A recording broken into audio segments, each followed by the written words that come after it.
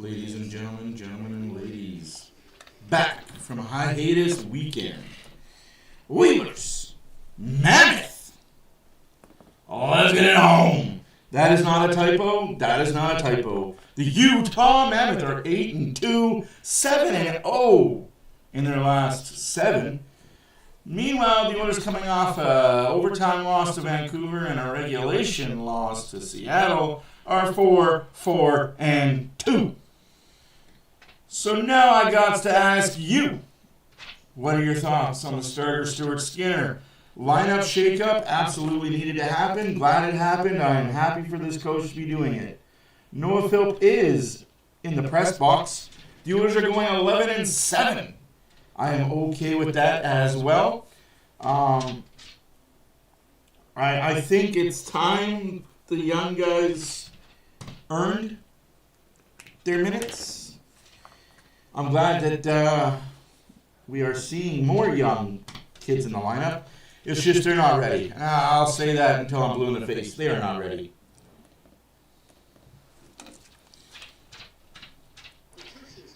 In case you guys don't know, it is Military Appreciation Night. Also, the Oilers are wearing their new unis tonight. Military Appreciation, new unis. Gonna be a good game. Win, lose, or draw. Oilers, get 'em raw. Fantastic scene here. Please welcome to the ice 4 members from the 3rd Battalion, Canadian Light Infantry, Corporal Sean Fullerton, Corporal Lucas Johnston, Private Keaton Williams, and Private Salvatore Yusi. With orders Captain Connor McDavid and Mammoth Captain Clayton Keller, please come to center ice for tonight's ceremonial puck drop.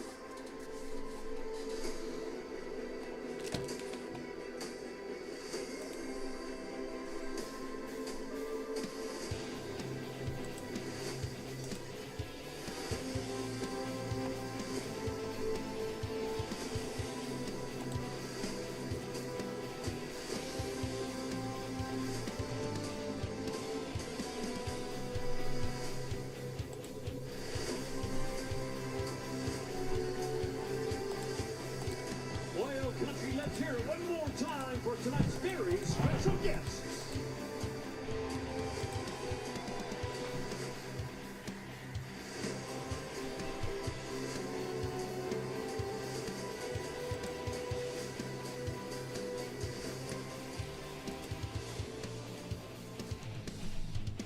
And now, fans viewing across oil country, at home on Sportsnet, and here in Rogers Place, we ask you to please stand if you're able.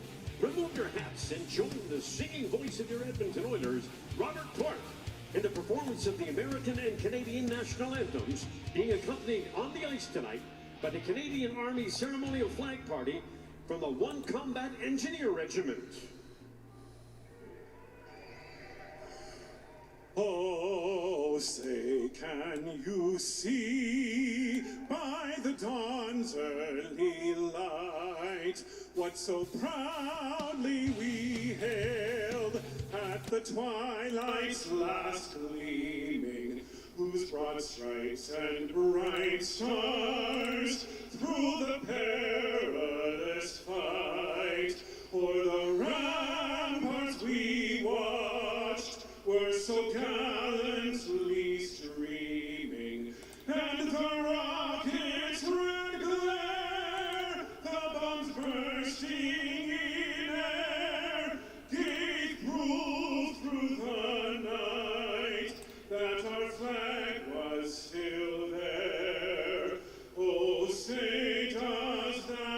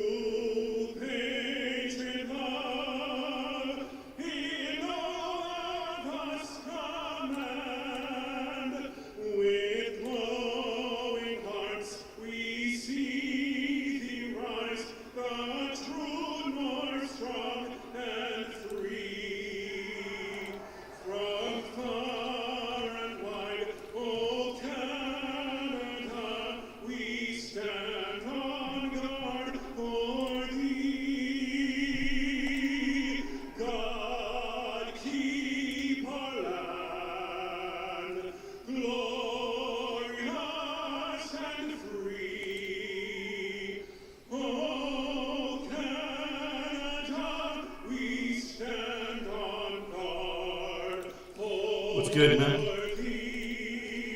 Huge win last night for the Dodgers. I got something to say about that. You guys might be shocked or surprised. Maybe a little bit of both. Maybe you won't be shocked or surprised at all.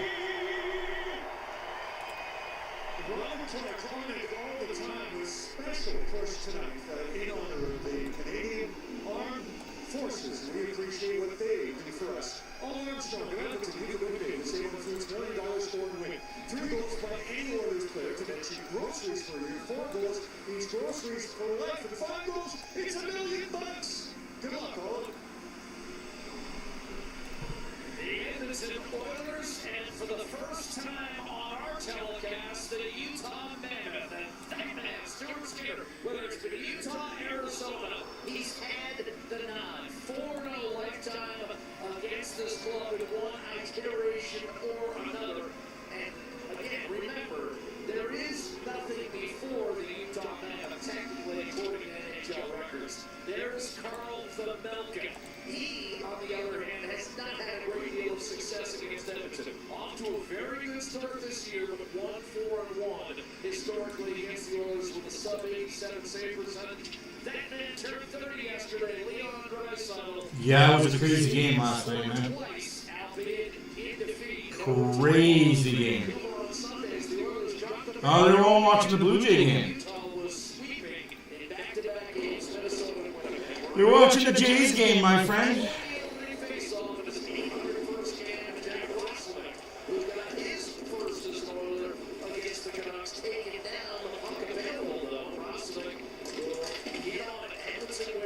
Alternate jerseys to the third jerseys in effect for the first time this season. And Darnell Nurse with a turnover. Dylan Gunther, quick shot. He scored the game winner with about 5 minutes to go to beat Minnesota. But here, he doesn't finish.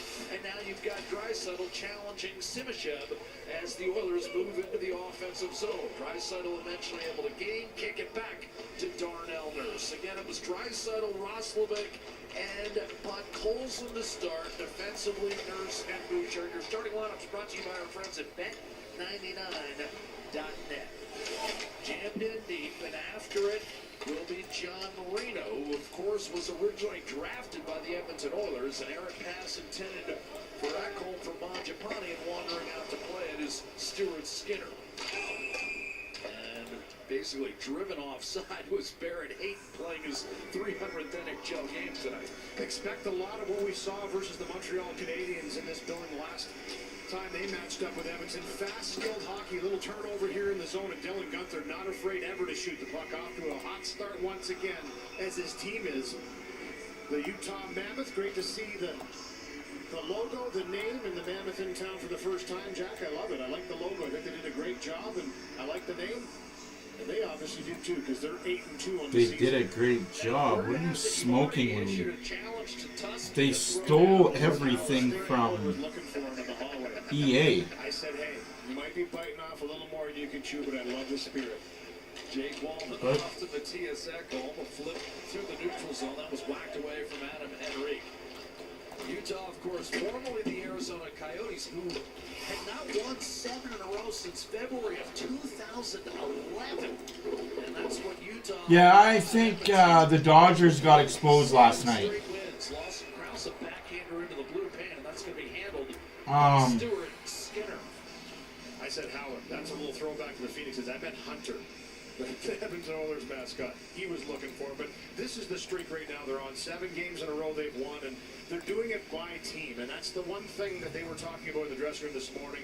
Andre Torini said the same thing, the head coach. Oh yeah, no, I'm watching the Jays. So I got a TV over here, They also know they have to play the right my way. computer monitor, And they come at you in waves, they come a at you TV with skill, here, and they like to make plays. Jays, Controlling the puck for Edmonton Oilers, will be critical. computer monitor, doing this stuff. Can't complain about any of that. These Oiler jerseys are sick, though. Here's JJ Paterka inside, and that was swung just wide by Dylan Gunther. Of course, no stranger to Edmonton. Shots are 1-0 for the Utah Mammoth early in the first period. He is able to get that shot away with little time. No, absolutely, it's crazy, man. I love it. I absolutely love it. I just think the Dodgers got exposed last night by not switching out any of their starters. Like their entire starters, aside from like maybe one, played the entire 18 innings for their hitters. I think that exposed them to show people that maybe they don't have that bench that they claim to have all year. Where the Blue Jays turned everybody over except for Vladdy. But everybody got turned over except for Vladdy in that 18 inning. I mean, due to injury or whatnot, but Blue Jays held their own. Win tonight, though. Blue Jays need to win tonight. You don't want to go down 3-1 with the game tomorrow in LA, because that's just asking for the Dodgers to win the series tomorrow. Heading for the net with a centering pass that's broken up by Sergachev. Rosalind trying to feather one inside. Draisaitl able to grab it, but ultimately it's forced back. But I'm loving it, man. It's such a good game. 18 innings, like, so long. I stayed awake for the whole thing. Wife was in bed, kids were in bed. I was awake being that guy. Being that baseball fan. What do you think that does for this Edmonton lineup, 11-7? Well, it's the first time they've done it all year, but they've been there before. And I think what it does, it keeps everybody on high alert. You know you're going to get your ice time if you're... You can't say that as a Dodger fan. Like, aren't you a Dodger fan first? And a Blue Jay fan? You want the Dodgers to win. That's okay. You're going to get a little bit more, and there's more to be... Right, that's okay that you want the Dodgers to win. I'm not going to begrudge you for that at all. Tonight, depending on how things go, y'all might see Petty Matt come out for a little bit. The heavy hitters in injury law. Just throwing that out there. Here's Brett Kulak. And it has nothing to do with the other game. I'm talking about another game that's going on right now. Starts in about half an hour. If that game goes the way I think it is, you guys might get to see Petty Matt come out for the first time in a long time. I remember the last time that I brought Petty Matt out. But hey, really? They haven't...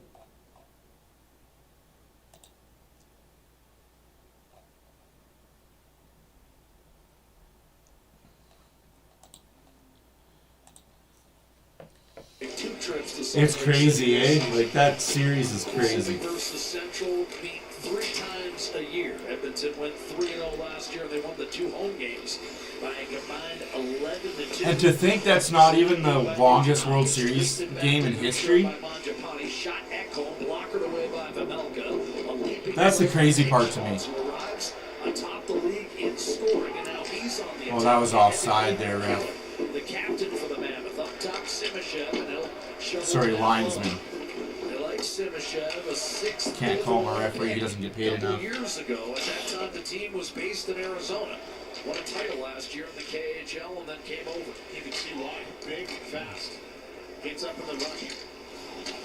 Nick Schmaltz wrapped up with Ekholm, looking for the return pass, and going down in heat was Barrett Hayton as he cut to the net instead. Simashev was able to hold his position and the puck in the offensive zone. But now Nugent Hopkins will leave it. Man. David and Bouchard, Edmonton changes, and the Oilers will reset. The Blue Jays are on top right now? Yeah, 2-1. But it's still early. I say that because it's early until the game is over. The Dodgers just have that one swing mentality where bottom of the 9th inning, one swing changes everything.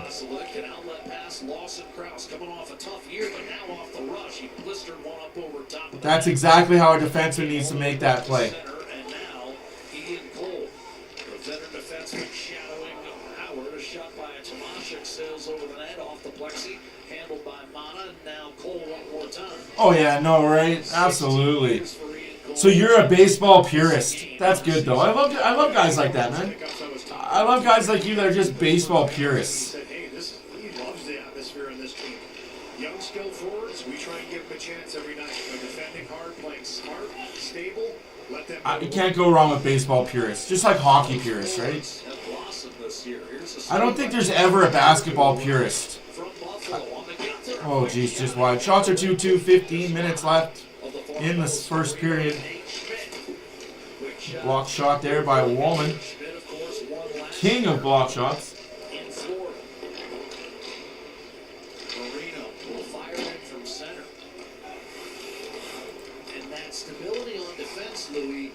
you've seen an uptick in the offense because they're comfortable with what's going back there. 20th last year in goal scoring, this year, second. They're scoring a pile of goals this season, and as you said, they're doing it the right way. There's no question they have skill. Here again, this is something that's plagued Edmonton a little bit in the last few games. Outnumbered rushes, and just got to pick up to the fact that this pass is out of the zone by Ian Coley. You just mentioned him. Nice outlet pass up to Lawson Krause, who can really shoot it. He tries to test Stewart. Oilers are on short side. But something Edmonton absolutely right. Like, what team wants it more? The last few games can't be giving outnumbered rushes up, or too many of them, and it's just starting to seep back into their game. Lots of coverage there. Forced out by Trent Frederick off the draw, coming off his strongest game. Oh man, tonight. But again, like I said, the Dodgers have that power, that one swing, one even up bat. Freeman last night, right? Back to Sergachev. Up the right-hand side, Clayton Keller. Here's Keller being run off the puck by Podkolzin. Good hard play by Podkolzin, but Keller still a big center. And a couple of chances for Hayton in tight. Couldn't finish. Bouchard. Darnell Nurse. Puck doesn't exit the zone. Sergachev snapped it down low. Keller tried to force it in front. That was deflected out. Up top, Schmaltz. Whistled one cross ice. Nurse read it, picked it off, got it to Podkolzin. The Oilers will bust out. Bouchard on target for Leon Draisaitl. Quick snapshot, save, rebound, and that was banked off the side of the net. Oh, I thought that went in. If you could just hold your position there. And unfortunately for Jack Roslovic, he couldn't. He kind of Jack Roslovic. Roslovic feeding Podkolzin. Dish back. Walnut.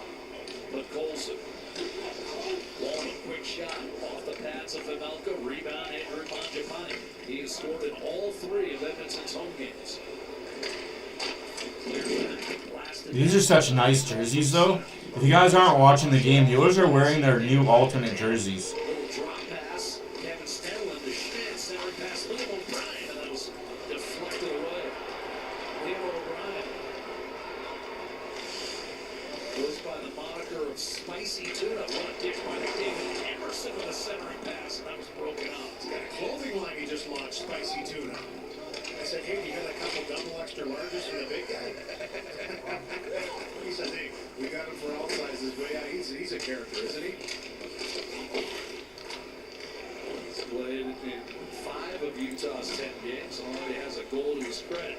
Here's Michael Carcone racing in left-hand side, centering. Has briefly led the league in goals for a while, a couple of years ago. Long shot, whistled wide, a rebound thrown in front, and that was paddled to the corner by goaltender Stuart Skinner. Lead pass a little bit out of reach. 11:44 left to go in the first period. Bottom of 6th inning for the Blue Jays Dodgers. Still 2-1 Jays for all those that care. Good play there by the Oilers defenseman. Yeah, it's a trap game for Utah for sure. We say trap games for the Oilers, but this might be a trap game for Utah. 7 straight wins coming into a building and a barn and a team that is desperate to put something together. Roslovic goes through. Roslovic! Oh, puts it over top the net.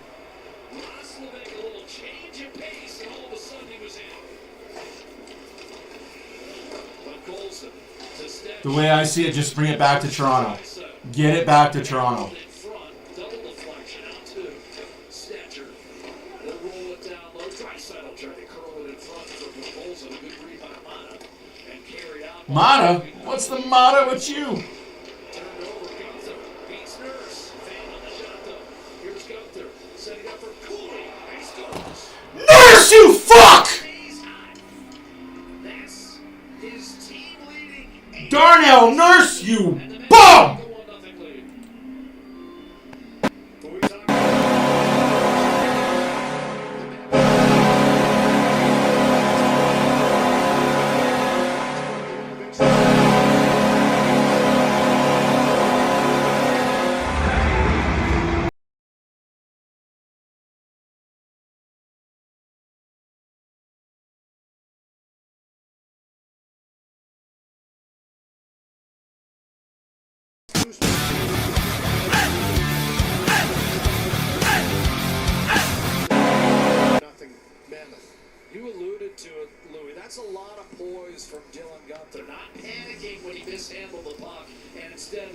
Darnell Nurse with the fumble at the blue line, because that's what Darnell Nurse does. And Cooley gets his 8th of the season. Utah 1, Oilers nothing. With it.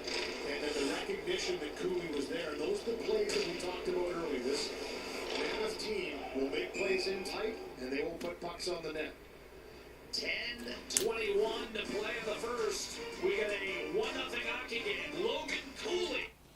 Fuck, man. Nurse, man. Like...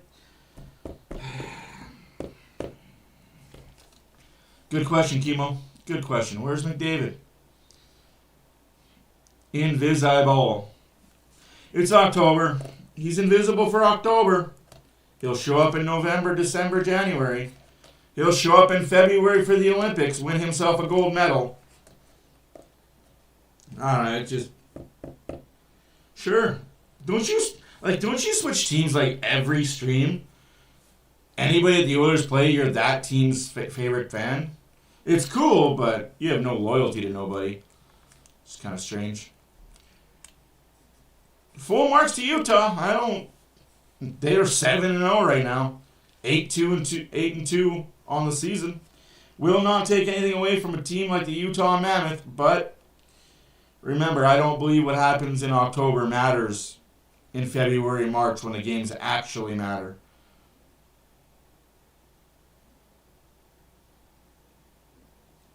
Yeah, McDavid has to have a massive game coming up. It just has to. Like I said, I'm not worried about what October does because the bad teams have good Octobers. But when the calendar flips to November, December, the bad teams show who they are. They're bad. I'm not saying the Utah Mammoth are a bad team. I'm just saying when you're looking at the standings right now, a lot of not too good playoff bubble teams are riding high, as they should. Take advantage of the pretty plays that aren't clicking for the other teams. And that's what it is. Pretty plays for the Oilers just aren't clicking. Pass to pass, tapes, just not crisp. And then they get better as the season goes on because those passing plays click. But don't take my word for it. Look at the statistics. No, I agree, Kimo. It is stupid hard to watch. Try being a guy that has to talk to some of the players.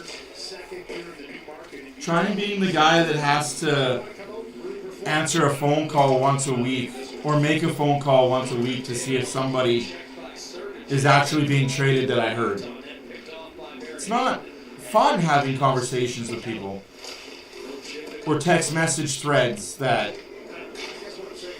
you're shaking your head swearing more than you're using actual words.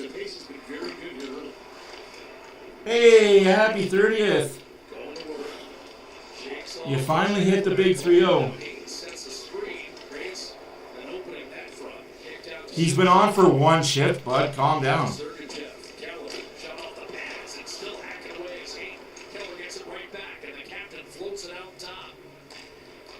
And no, it isn't your fourth line out there against McDavid. It's your top line.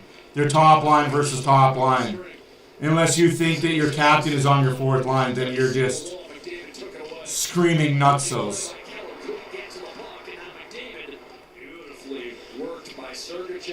And Sergachev is definitely not your fourth line defenseman or third line defenseman. If you think Sergachev is your third line defenseman, you're fucking nuts. Sergachev is definitely a top defenseman in the league. That's offside. Offside whistle against Edmonton. That's nuts that you think your fourth line is shutting down McDavid. Nuts. That is hilarious. Because I don't see Hayden on your fourth line. I definitely don't see Sergachev as your third line defenseman. But you can keep saying that if that makes you feel better. I'm not angry. I just think that's a stupid comment. Trust me, you'll know when I'm angry. I just think if you're going to talk out your ass, you better be able to back it up. And you can't because you're using a fake name and a fake profile. But that's okay. You're allowed to do that in this day and age. Hide behind a computer monitor. All about anonymous and allowed to say what you want to say on the internet. Also, thank God our Alberta government has a pair of balls. Is making the teachers go back to work.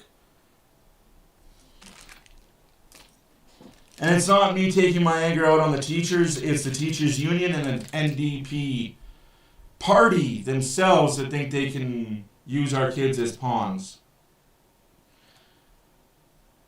No, I believe this is the 11th. The Oilers are 4-4-2. So this is the 11th game of the season, unfortunately.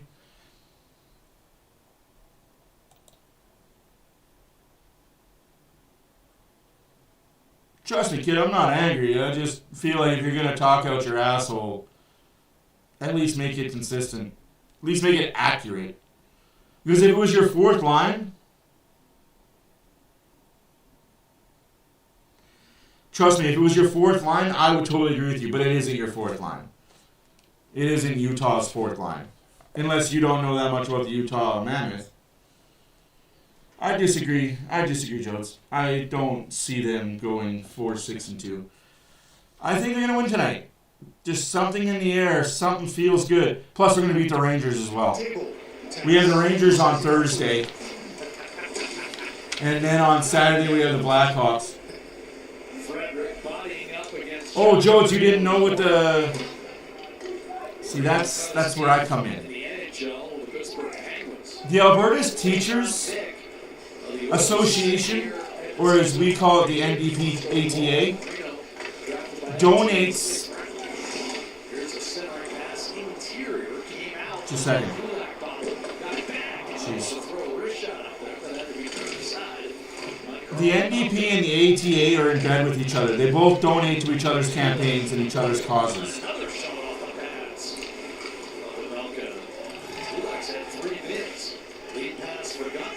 The ATA is the second largest donation to the NDP as a party. Yeah, they did, Jesse. Yeah, they did. Proven to be true, actually. I have teachers that say otherwise. But go ahead. I'm not going to make this political. You're clearly an NDP guy, and that's fine. That's fine. You're allowed to be a political person that you hope gets in one day. But it is very true, and it sucks that the ATA and the NDP are definitely in bed together. And Nachi, Notley, Mayor of Calgary, it is what it is. I'm just glad that the UPC government is very much in charge and making teachers go back to work. Because they're not getting paid through all this. I don't think people realize that the teachers haven't been paid since October 26th.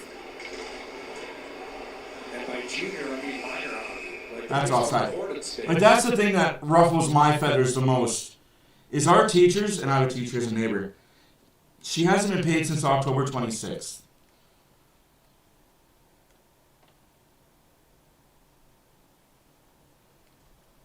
It sucks for the teachers that they were used as pawns, and it sucks for the kids that they were used as pawns as well, but I just hope they don't expect us to make our summers shorter so they get their 180 days of working. Because yes, it is in the teacher's contract that they have to work 180 days in school with students to get full paycheck. Goal scorer as well, and Michael Carconi on the line is a skilled, fast guy that plays tenacious. Jack McVeigh, big centerman, has good hands, and right there, nice redirection. I get that you're a teacher. I get that you're a teacher. It's a nice save. Reads that play, gets out, cuts the angle. I get it. Wasn't much room for that puck to get by. But you have seniority, right? Like, you've been a teacher for a long, long time. I was going to say, that's your classic third line where you get a little bit of everything on that line. Here's Krause trying to center, and then again. So you should, like, why do you not realize that you guys are your teachers association? No, I get that. But you should know that the ATA is in bed with the NDP. And it's okay. I'm not mad at it. Damn it. I just wish that politics would... So there you go. So you would get paid, but other teachers haven't. Quick defending here, you talked about especially when you're going up against bigger guys getting the inside. I just think that the Teachers Association needs to be abolished. Uses the skate, no chance to get that loose puck. That's just good defending. Back in the lineup, Troy Stetcher. And you know, Unless the teachers were all getting paid across the board, full salary the entire time that the strike was going on. But I'm just an idiot with a microphone that has kids in school that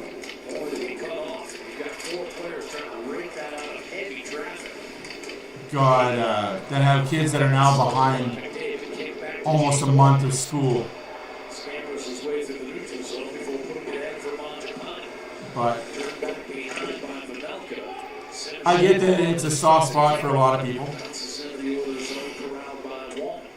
6.5 left to go in the first period. Shots are 6-6. 1-0 is the score for Utah on a Darnell Nurse giveaway. That's a lot of slashing that just happened, but no call on that. I don't expect to be a penalty against Utah. They don't take very many penalties. Winnipeg was the second ever for kind of a cousin. Good defense there, though. I like that stick work. Puck on, stick on puck is what I like to see. Oh, Bouchard. Now Bouchard with the oopsies.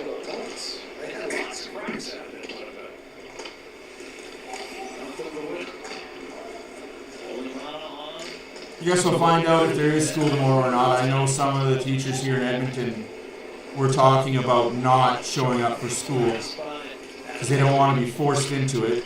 Which I get. Yeah, I don't get that, right? Like,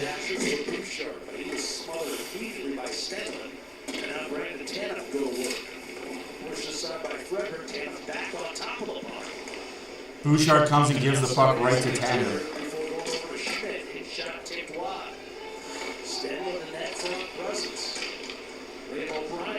I get that, but that's been like that for 50, 60 years, though.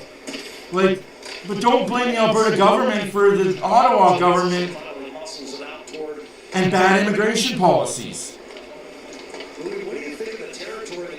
We were kids and we had 30, 50 kids in class.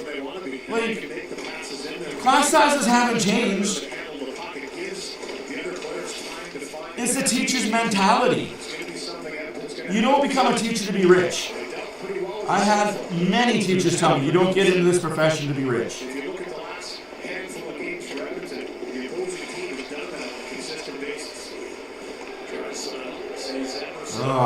This team and their sloppiness. But I understand what you're saying. I get you. I get you both sides. But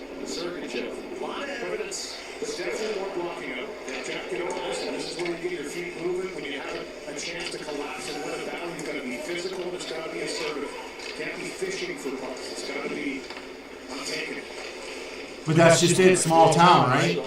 But the bigger cities, that's what you expect. But that's what happened with immigration in the small town, is that's where a lot of them are going. Come on, you guys! Like, can you figure out how to make a 2-foot pass?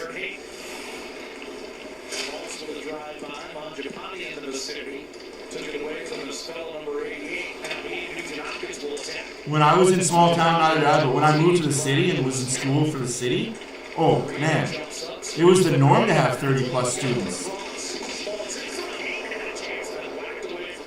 Holy smokes.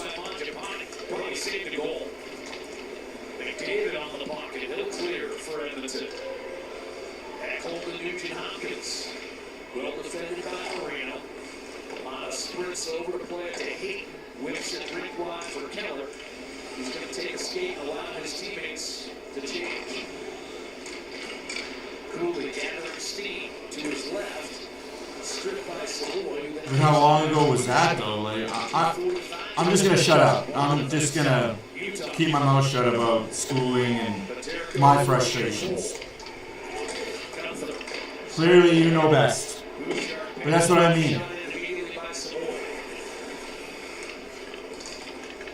How was our immigration policies there, man? I'm going to be a political guy now because I'm fucking pissed off. How was our immigration policies in the 90s? Pretty fucking good. Now it's open borders, thanks to our liberal government. Fuck this, man. Congratulations, Edmonton, fucking laughing stock.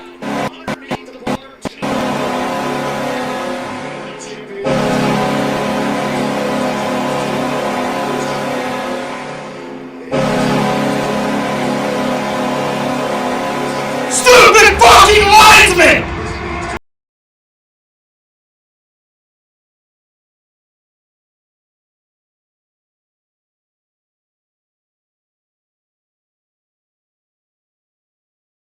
Its way into The Turcus fourth, to your point, Louis, 55 goals the last 2 seasons in Buffalo. No, you didn't piss me off. It's just, I don't get that argument. Like, what do you mean make a damn save? What about the linesman get the fuck out of the way? That bounces off the linesman is a fucking clear-cut breakaway. But go on, blame the goalie. It's what we do in Edmonton. It's the goalie's fault. That's offside against the Oilers. That's offside. That's offside. With a different attitude, and this is a team that's getting over together, and you can see the chemistry.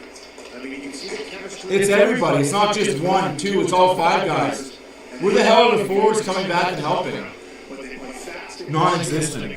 No, I just think politics should stay out of schools and schools should stay out of politics. And when you have one party that gets donated money, it hurts me. It's not an excuse.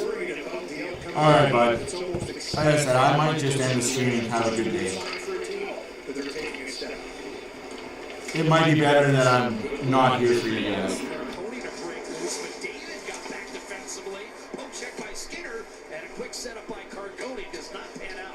Whatever, man. Make a damn save. Okay, bud. It's going to be whistled for an offside as McBain.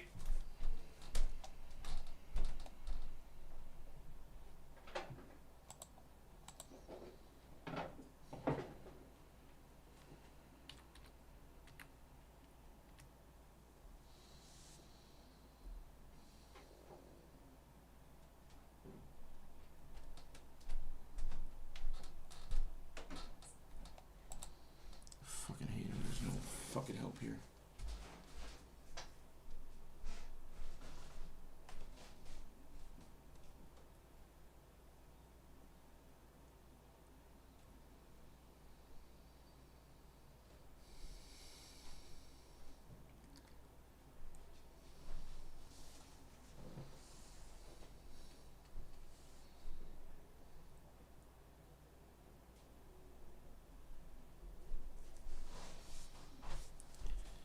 That is an idiotic thing to say, though, but I understand what you're talking about. I think that you guys put way too much blame on a goalie.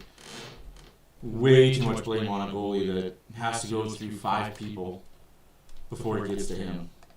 But go on, blame the one goalie that's here because he wants to be here, not because he has to be. Good luck getting a starting goalie to come to Edmonton, and I've already been told there isn't one coming. And in the offseason, there isn't a top-notch goalie that's willing to take any money less than $12 million per year to come to Edmonton. So good luck with that. Why is that, guys? Because the fans are assholes and they run goalies out like freaking underwear. But go on. Go on. Keep bashing every goalie that comes to Edmonton. That'll make a top-notch goalie come here. I hope the Oilers get beat up tonight. I hope the Oilers get beat up so bad the changes do get made. But I also know it's October and the Oilers don't give a fuck. The team doesn't care.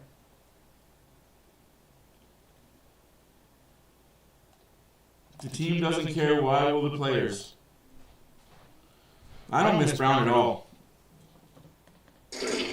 I miss him at his price point, but he's making too much money now. No, that's exactly it. Oh, there's a trip not called. McDavid just gets land-based in front of net, but those are allowed. Yeah, it takes time. just 30 seconds to go on the Again, McDavid gets a high stick. That's not true at all. That is not true at all. You know that. Do not say that. Mike Smith got booed out of here. Jack Campbell got booed out of here. Mikko Kostin got booed out of here. Stolarz got booed out of here. Ben Scrivens got booed out of here. Don't you tell me that it was one time 2 guys that got booed out when it was at least 7 of the last 9 goalies that got booed out. That is just crazy to say. Well, only these... No. Every Oilers starter has been booed out of town. Because this fan base can't handle... No, you didn't. No, you didn't. You might have, but 75% of the fan base was booing him. There were many nights where he was booed.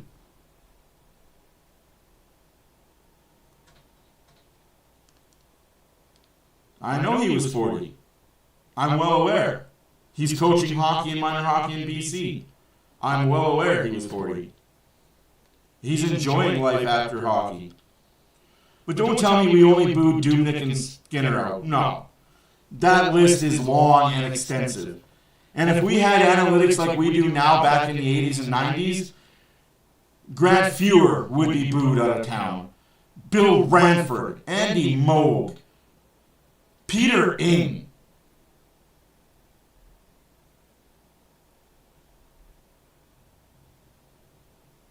So what does a coaching decision have to do with anything?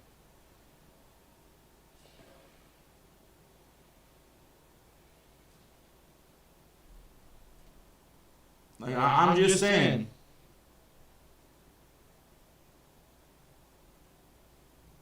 No, I agree with you. I don't think Jack Campbell should have been signed at all. I don't think the Oilers should have signed Jack Campbell to the deal they signed him to. I'm with you on that one. And I think when they realized that it was going downhill, they should have cut ties with him before putting Skinner to the Wolves. But even putting Skinner to the Wolves, he's done pretty damn good for himself. But we as fans just look at goals against average, and that's not true at all. That's just...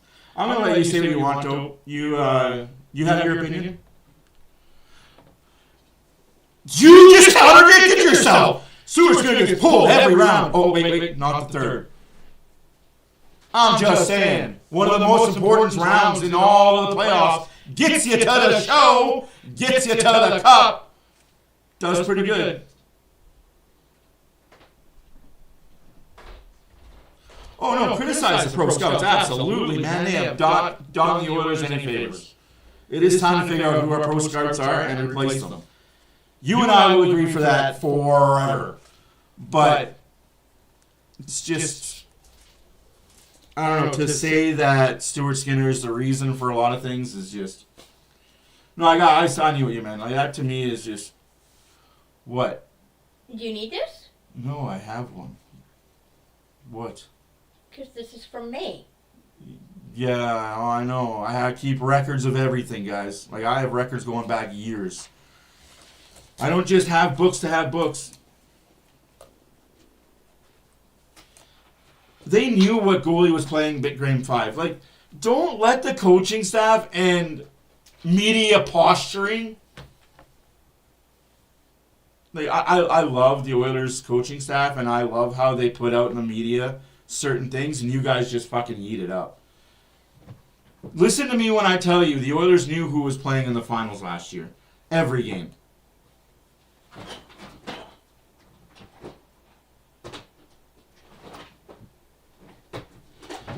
Yeah. Well, I don't know what he did to you exactly. Like, what did he do to you? He didn't do nothing to me. He's just not that good of a pro scout. I agree with you. He's not that good of a pro scout. But he has other people under him, and he has to answer to. What's going on? What did Anna do? Nothing. Okay, I thought you said Anna. I completely agree, Jones. I completely agree that we need to ratify the pro scouting. Do you have your computer upstairs, or is it... Oh, I just need my mouse. oh, you need your mouse. 6-1 Blue Jays. Top of the 7th inning. This was the concern the Dodgers had in this three. So no, it's not all hockey media. You're going off of what Seattle media said. Dope, you watch way too much Oilers insiders, whatever they call their fake news bullshit. You read way too much about what they write. Hockey insider? No, it was an Oiler, whatever his name is. He's a complete useless douchebag. Oh, the one that was good friends with our former partner?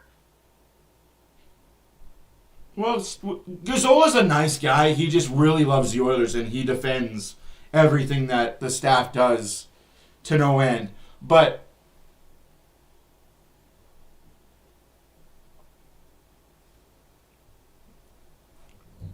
so what happened was this stupid Seattle reporter was like, oh, look at Skinner playing out of net. Although, if you go watch a New York Ranger game that same night or the night after, Shesterkin, who's a really good goalie in the NHL, did the same thing Stuart Skinner did. How's about Seattle focus on their goaltending, Joey Accord, that won't play a full season? Maybe focus on your team that's good in October, November, but falters in December and January. That's not true at all. That's not true at all. See, the bonus of my job and the people that I know, they all love Stuart Skinner. And they all appreciate what Stuart Skinner has done. But it's the media bug. We have to plant something. We have to say something about this team. And we're not allowed to talk bad about Connor McDavid. We're not allowed to talk shit about Leon Draisaitl. We're not allowed to say that Ryan Nugent-Hopkins is no more than a third-line grinder. We're not allowed to say that Ekholm is hurt, and when he's not hurt, he's bad. We're not allowed to say Matthias Ekholm is old, and Matthias Ekholm shouldn't be on the top pairing with Bouchard. We're not allowed to say Kulak isn't a good defenseman anymore. No, we gotta blame the goaltending. Disagree with that completely, not with this defense. I disagree with that completely. Not with this defense. Not with the defensive turnovers when they happen.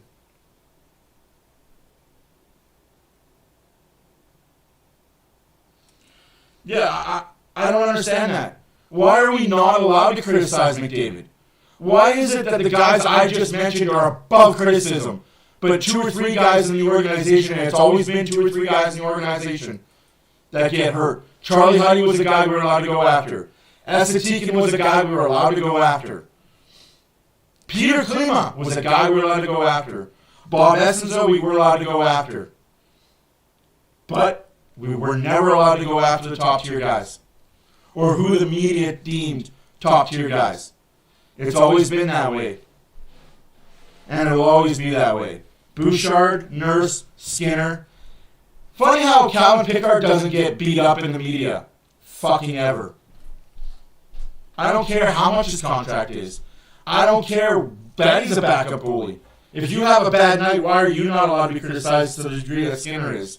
Skinner's contract's only $1 million more. Kind of strange to me, right? But again, you guys are allowed to have your opinions. And you guys are allowed to bash who you want to bash. You're going to do it. But just be equal about it and know why you're allowed to. Without getting into it.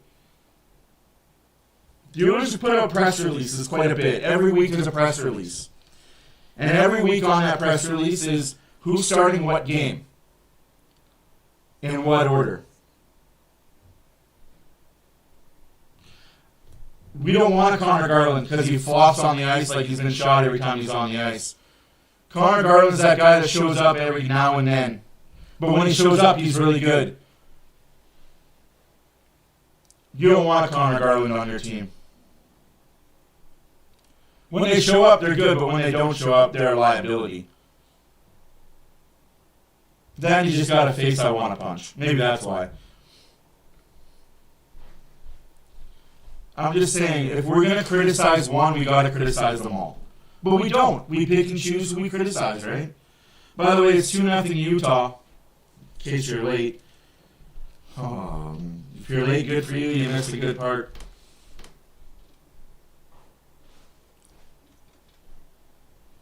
Because what does Connor Garland get you in the playoffs besides nothing?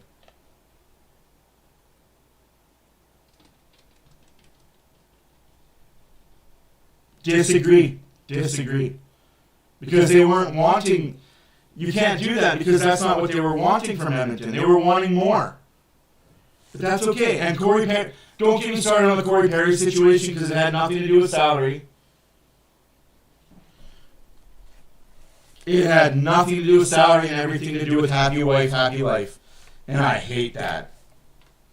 Cooley scored on a bad giveaway by Darnell Nurse, followed by Darnell Nurse shooting at the referee not giving a fuck about life at all, just kind of being there. And J.J. Peterka picked it up and he scored, make it 2-0.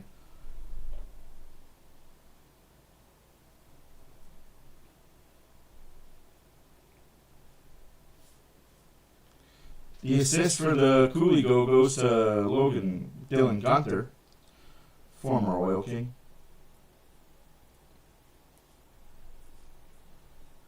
Unassisted goal for the Peterka goal. 2-0 after one, right where it should be, right? No, they're not laughing at all. They are not laughing at all.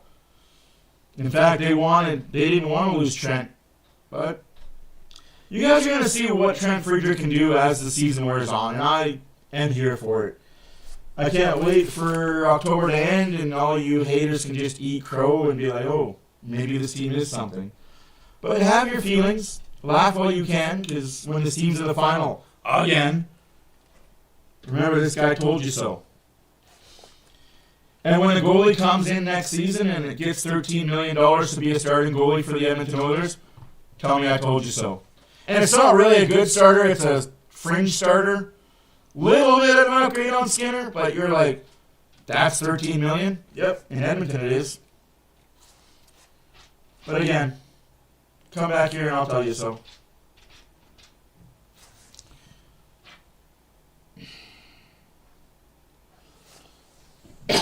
Back-to-back was called luck?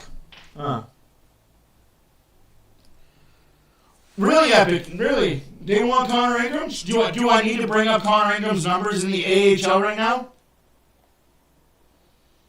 I'll do it. I got no qualms about doing it. You're not going to like what you read.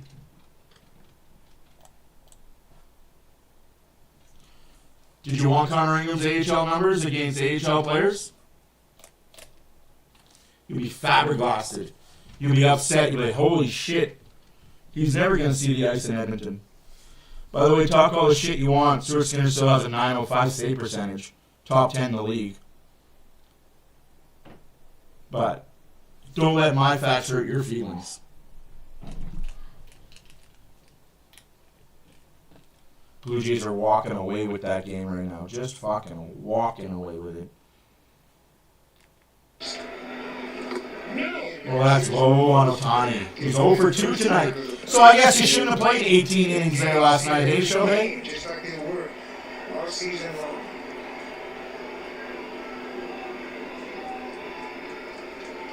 2-0 on Ohtani.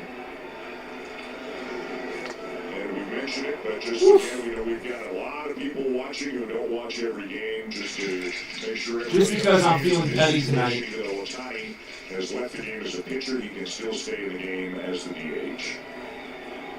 2-1 the count.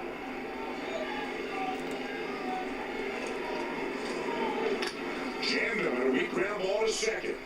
And Chris Bassett has another great inning for the Blue Jays. End of 7 here in Los Angeles, and the Blue Jays are up 6-1, trying to even this series up.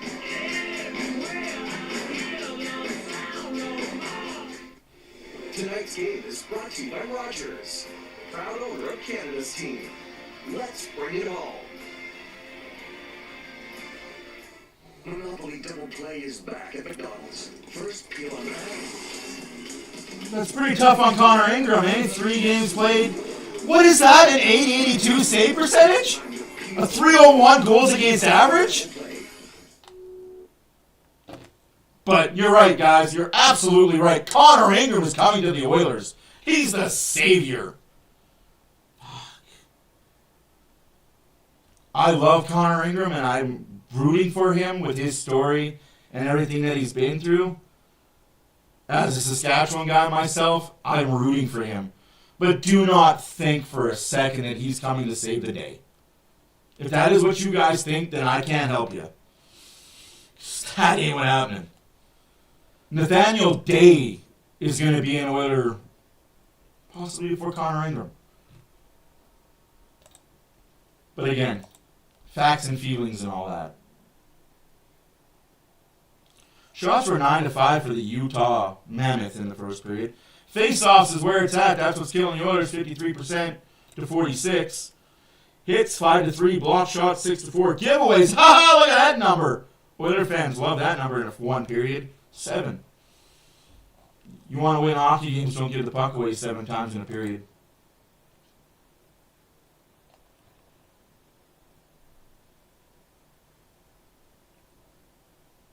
No, you're not wrong, Epic. You're not wrong. I couldn't fathom paying to watch this team in October. I go 1 game a year, maybe 2 if I'm lucky. My birthday, which is October 7th, and it's usually a home opener, and that's when they usually either really shit the bed or really show up.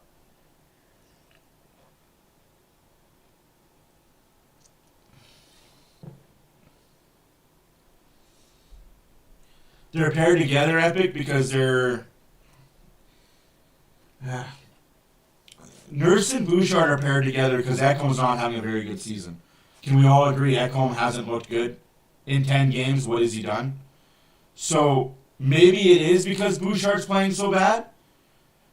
And because Nurse is playing so bad, the coach is like, why don't we put the 2 bad guys together? And if they're on the ice, it's better than having 2 bad guys on 2 different lines. I'm just throwing out a bone there for you guys. Maybe that's why. Coach knows that they're 2 struggling defensemen, so why put 2 struggling defensemen on 2 different lines when there's only 3 lines of defense? Have 1 line that's struggling and the other 2 maybe be able to pick it up. Have Wallman and Kulak together and Ekholm be with Stetcher or Emberson. Maybe that's what it is. But I agree, Nurse and Bouchard need to figure their shit out. They need to figure it out. And they need to figure it out quick. Like I said, they're not going anywhere. They're a long-term fixture of this hockey club. I can't wait until next year when you guys won't have Stuart Skinner to bash and he wins goalie of the year for whatever team he plays on. He goes out and wins 35, 40 games like he does, because he does. He has an .875 save percentage because he does what he does. But wins hockey games, the only statistic that matters. How many wins did you have? More than losses. That's all we matter about. But in this day and age of analytics, and this has to be the stat, and you got to have this, and you got to have that. And takes the ice for the start of period. I will never understand it. You know, I'm not that guy that pays attention to that sort of stuff. Just But 5 shots on net for the Oilers in the first.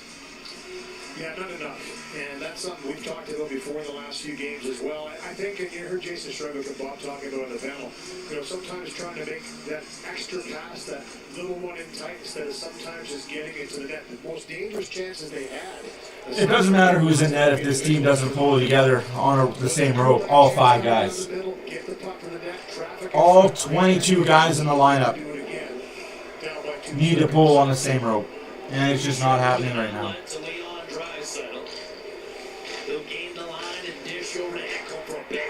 Shoots and scores, just as I say. He's been bad. He shoots, he scores. Ekholm.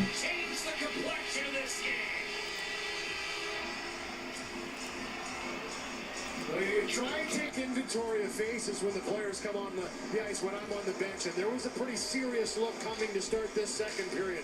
And this is Draisaitl with a wicked pass. Speed on the entry into the zone. Little stomp up on the forehand. He finds the trailing Ekholm. And again, we just talked about it. Get a puck to the net. Puck pulls him with a great center drive here. Just draws everybody with him.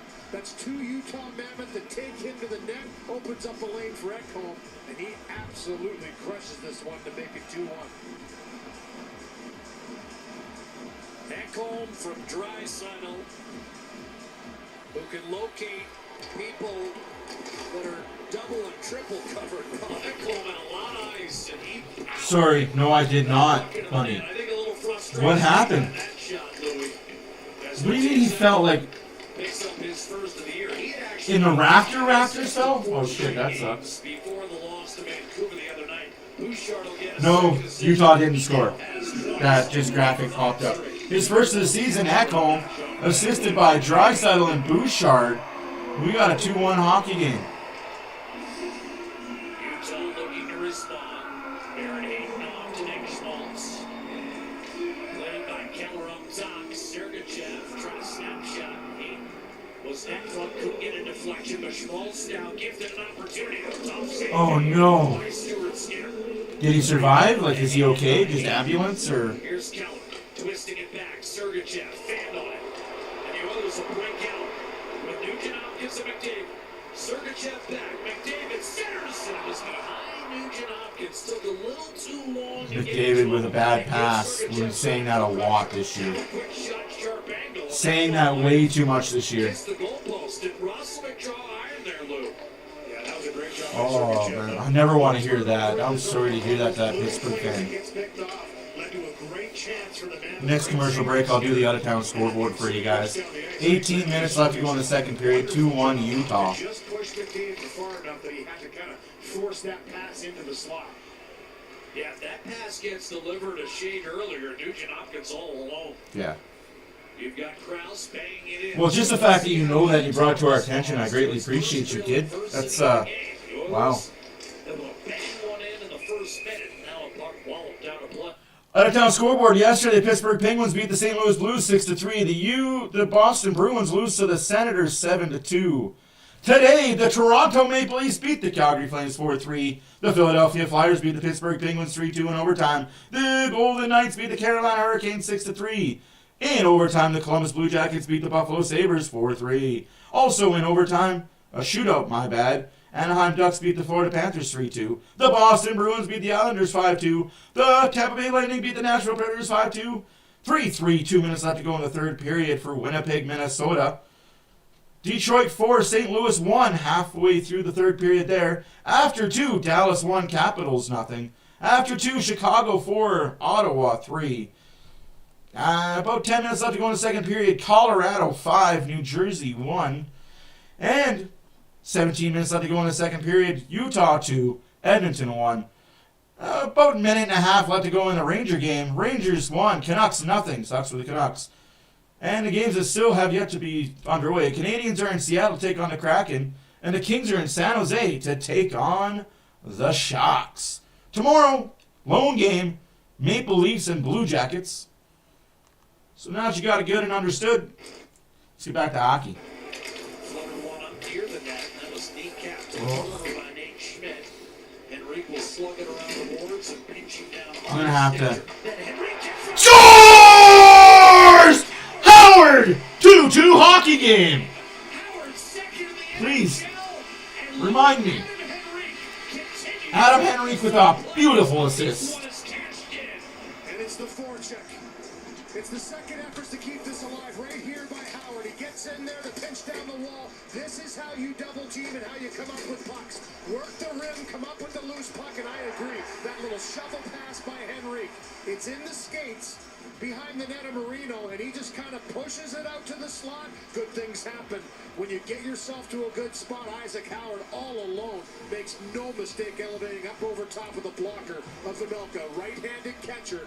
Both goals have gone up over the blocker, one from Ekholm, now one from Isaac Howard. His second in the National Hockey League. It's a tie game. You guys fire me up. Henrique made a similar play in Detroit, and Howard didn't I shouldn't be doing games anymore. I get too fired up.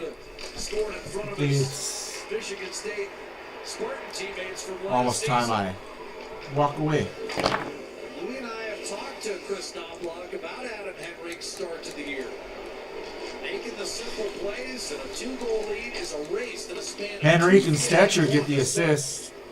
You don't play thousands of games in this league if you're not smart. Cooley into the zone. Spun himself. Got ourselves a tie game, folks. Hopkins up to Mangiapane.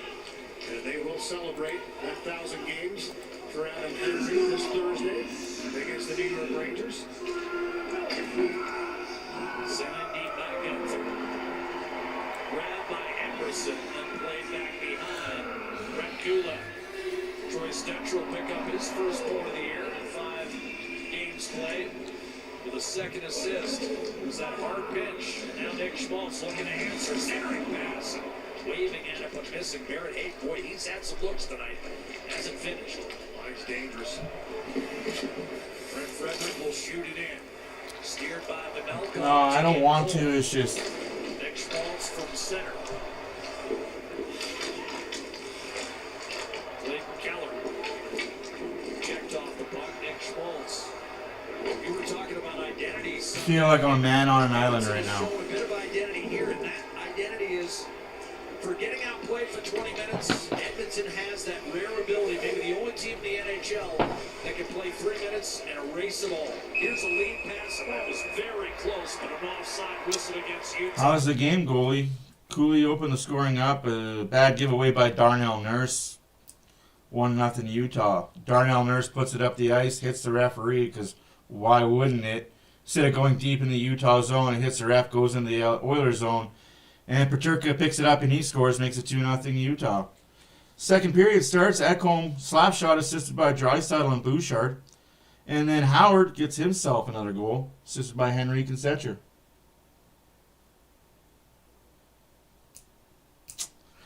Now that you got up and get it good and understood, 2-2 hockey game shots are 10-9 for the Utah Mammoth. No power plays yet. I want to be the one making that call. Gargoni wasn't happy. He thought he had a breakaway for sure. You know, maybe you should stay outside. No attack, Troy Stetcher. 8-2. Krause to the net. Quick shot and a save made by Stuart Skinner, who's come up with a couple of good stops since Edmonton tied it up. Also, if you care about the Blue Jays game, Pretty good stop. 6-1, bottom of the 8th inning. But the Dodgers are never out of it. As long as they got that one hit, one swing home run power, they are never out of it. 6-1, bottom of the 8th inning. Blue Jays, Dodgers. Jays need to win to force the game into Toronto. They play again tomorrow night in LA, and then it's Friday, Saturday in Toronto. Anything left over would have been contested. Halloween night, World Series Game 5.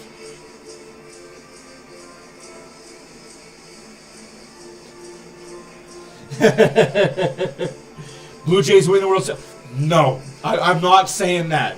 I'm not saying that. I'm just saying they're going to win the game to tie the series up at But 2. there's going to be a lot of those kind of chances. You got to win this one to force it back to Toronto. Because once it's turned over, either of these teams, they're going to make you pay for it. Gargoni from distance, and that was redirected into the corner.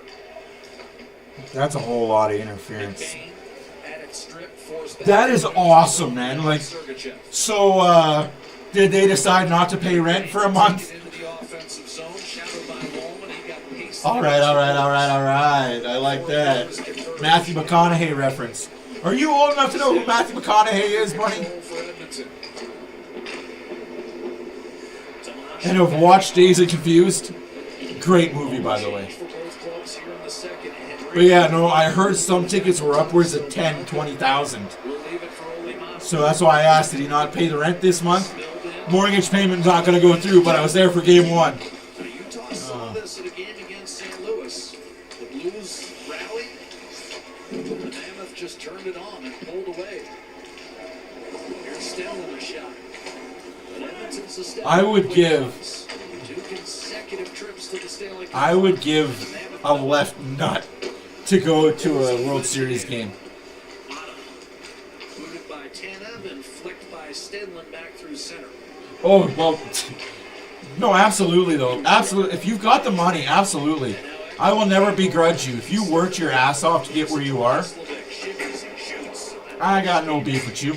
Little extra head and shoulder fake from Ross. Good on them, though. That's, In front of him. Yeah, he smacked the glass on that one. Felt he had a little opening there. Trying to be precise. As he was on Sunday when he scored. yeah, no, that's his favorite. That's his most famous line that he's ever said. All right, all right, all right. Cooley. Centering pass. Held in by Nate Schmidt. And now Paterka. Gunther will shovel it down low. Cooley around the boards to Ian Cole. Boy, that pass by Cooley was incredible. Tell you what, you catch Dylan Gunther not ready. It's a great pass. McDavid Mercy dishes quick shot. Nugent Hopkins. Pamelka came out to challenge. May have cut off the angle. Cooley on the counter. Quick dish. And another missed opportunity. This one from Paterka. Ian Cole dishes off. Cooley to Schmaltz, but the pass was to his wrong skate. And it's lifted out by Mangiapane. Tracked by Sergachev. Yeah. So, did you want to touch base on being the Penguin fan? Is that guy alive? Bunny was saying that a guy fell from the 200 level. Stay in your fucking net, Skinner. That's on Stuart Skinner. By Barrett Hayton as he puts Utah back in front 3-2. Nobody blame there but Stuart Skinner. Going to go away. They're coming into the game tonight. This is a great chance on the 2-1. Shot by Nugent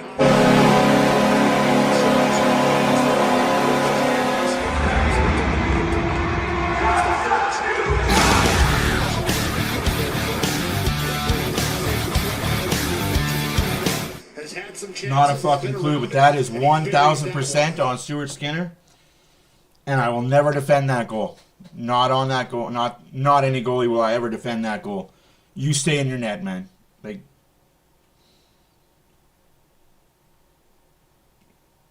are you daft or a little bit slow there, Dope? I just said that's on Stuart Skinner, 1,000% on Stuart Skinner. I defend him when I know that he's not in the wrong, but I will not defend him when I know he's 100% in the wrong. Even if he's 90% in the wrong, I won't defend him. 80% in the wrong, I won't defend him. But when it's equal or 50-50, you bet your bottom dollar I'm going to defend him. Because you can't always just blame the goalie. He doesn't legit suck. Like, if he legit sucks, he wouldn't be in consideration for the Team Canada. If he legit sucks, he wouldn't have been one vote away from the Calder Trophy. He wouldn't have won the AHL trophy. He wouldn't have won the WHL trophy. But you're right. Stuart Skinner sucks. As a guy that has no idea what the fuck you're talking about, dude, maybe you might want to stay away from goalies.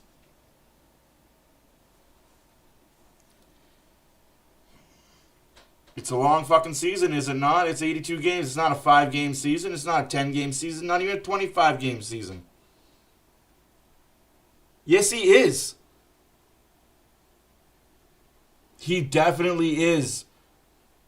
But you wouldn't know that as an average casual fan.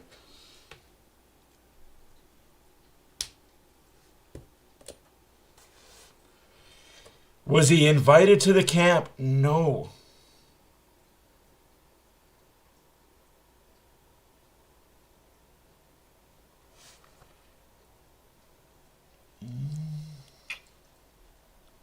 Just saying, bud. You're proving my point that he doesn't suck. He's won everywhere he's gone. And yes, he is being talked to about Team Canada because, well, Montembeau's numbers, not so good. Aiden Hill's numbers, okay. Binnington numbers, not so good.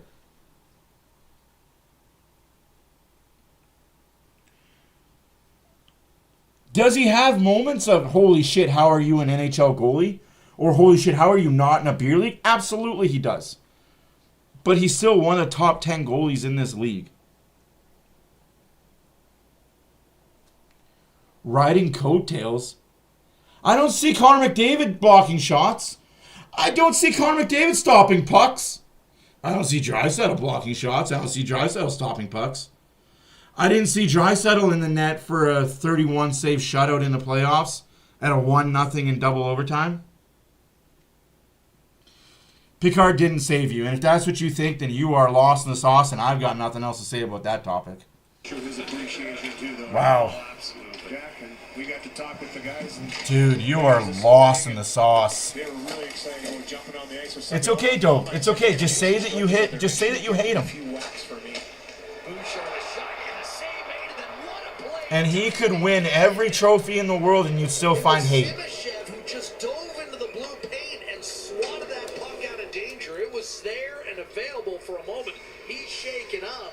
In the meantime, an icing call whistled against Utah. We will never have an equal conversation because your hatred outweighs the facts. In this game, he's getting his feet moving, and you're going to see this one here again. Just get it out of the blue paint with the glove. You're allowed to whack it out of there. You can't put your hand down on it, but you can certainly shuffleboard it like that. You're not wrong, Kiju. And then this is where Simonchev gets hurt as he gets hit high. He comes back. He doesn't have his stick. See, but that's just it. That's what I'm getting at, Dope. He didn't win it by himself.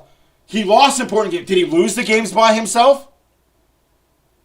That's what I'm getting at. You can't say he sucks winning important games, but then not give him the credit for it. But blame him for when he doesn't do it. You can't be that serious. And if you're that serious, then you and I can never have a natural conversation about how good Stuart Skinner is or isn't. Stuart Skinner is better than Hellebuyck in the playoffs. Period, point blank, stop. Stuart Skinner's better than Henrik Lundqvist in the playoffs. Point blank, stop.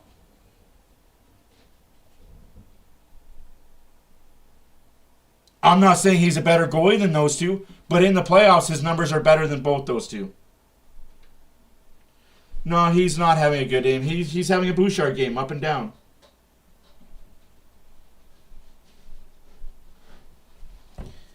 Yeah. My point exactly. You don't like him, and that's okay. That's your opinion. I'll just shut up about it because I'm not changing your mind. It's not my job to change your mind. He could win everything there is to win, and you'll find something to bring about him. I don't understand fans like that, man. Carl Pavelka's another guy. I mean, that's an identifier. Can Utah get the goaltending required to take the next step? Here's McDavid. Drifting to his left. Cole was on a stick. Now handed one by Krause. A drive and a save. Pavelka rebound. Walden gives it right back to Nurse. He waits. He shoots. That was blocked. Still no stick for Krause. And it's Nurse. Handing to Connor McDavid. Pressure from Stenley. And Cole is able to extract the puck and feather one up the left-hand side, but too hard. City doesn't speak for the Oilers, man. And fans that speak like that are dumb fans that have no idea what they're talking about. But Ian Cole was the one that had to take the stick out of the hand. He says, I'm putting down. Job by Lawson Cross without a stick to force McDavid around. But these are good chances and retrievals of the puck coming up for grabs. And I mean, that has to be scary. With McDavid, the puck on the stick, you don't have one. There's really not a lot you can do, except for everybody collapse back in the zone and try and defend. They finally ice it down. Like I said, I'm done talking about Stuart Skinner to you. I'm just going to let you have your words, and you can talk to yourself. I'm not going to put any more energy to a negative person like you about Stuart Skinner. Because you're proving my point every time you say something. And you won't win very many games if that's the case. And you will see McDavid ask for a trade.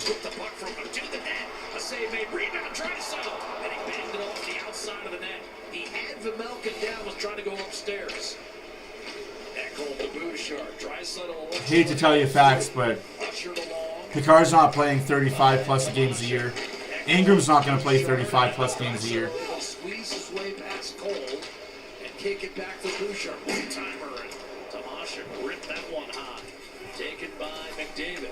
And Edmonton. Like I said, I'm putting enough negative energy into explaining why Stuart Skinner actually is a good goalie.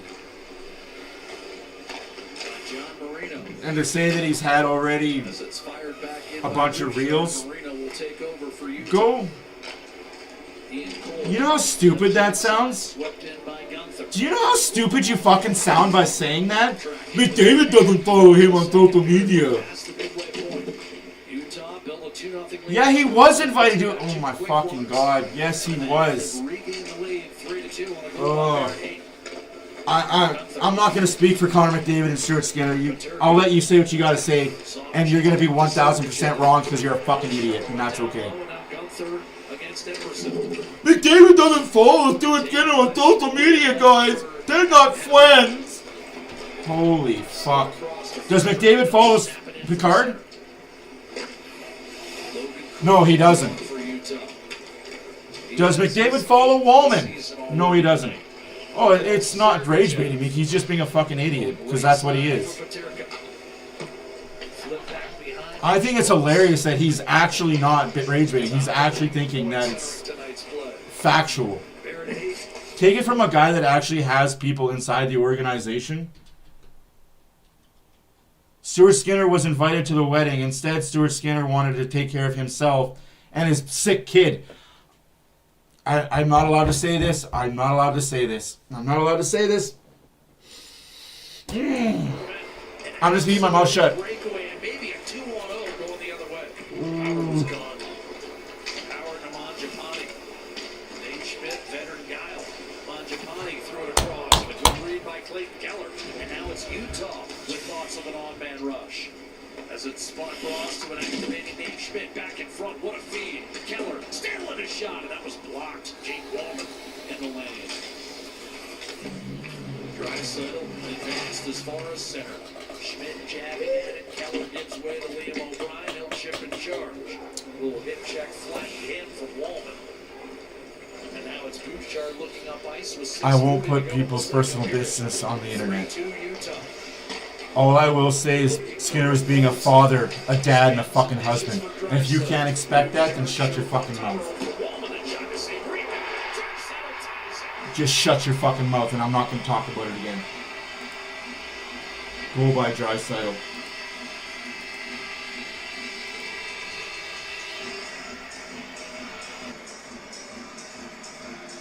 Colson's not going to get an assist on this goal, but he does the heavy work to drive this puck down low right here. Fight, little stop, gets it into Draisaitl's hands, and then the quick fake of the slapper by Bouchard, and the quick wrister by Wallman lead to that juicy rebound out to Leon Draisaitl.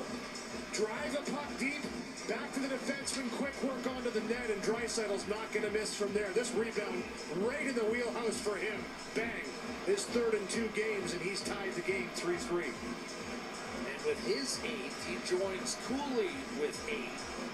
The only man in the NHL with more goals right now is Pavel Dorofeev. Bouchard will get credit for an assist, and he now has 6 points in his last 5 games. Bouchard with the assist, Draisaitl with his 8th goal of the season. Bring it the other way, McBain, but held in by Emerson.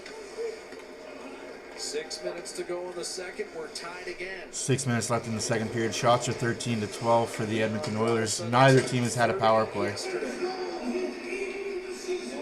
I'm not going to put any more energy into you, Joe. I can't.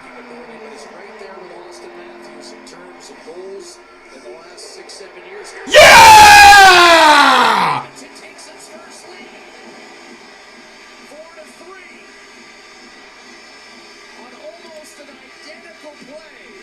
Emberson with the goal. Ty Emberson with the goal. Nice goal for Ty Emberson here. He's played a strong defensive game this season. And again, it's off the forecheck. Matt Savoy comes up with the puck. We talked about it. Create the chaos with the shot mentality. Get a puck to the net. Good things happen. There's some traffic. Good job right there by Frederick. Plants himself in front of Anelka. He doesn't control that long shot. And that rebound from a sharp angle goes right to Ty Emberson. And similar to Draisaitl on the fly, he bangs it home to take the lead for the first time, the Oilers. 2 goals in 30 I'm not going to respond anymore to Dope because I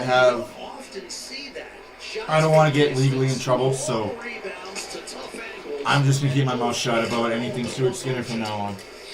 And on nearly identical goals, the Oilers Oilers have turned a 3-2 deficit into a 4-3. 4-3 Oilers, 5.5 minutes left to go. Emerson from Ekholm. Darnell Nurse from center ice will shoot it in, and now Edmonton with its first lead of the night. McDavid inside to Nugent Hopkins. The Mammoth have given up 4 goals in this second period. Their 2-0 lead, ancient history. 4-3 Edmonton. And Barrett Hayton to work in the offensive zone. Wallman dropped his stick to make sure he didn't get called for hooking. Here's McDavid.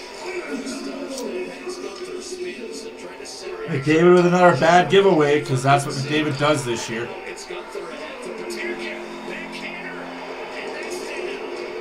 Cooley trying to center a launching play by Skinner to knock it down. With Gunther crowded the crease. Cooley to Gunther. One-timer saves. What are we going to say? Oh, I'm already ignoring him.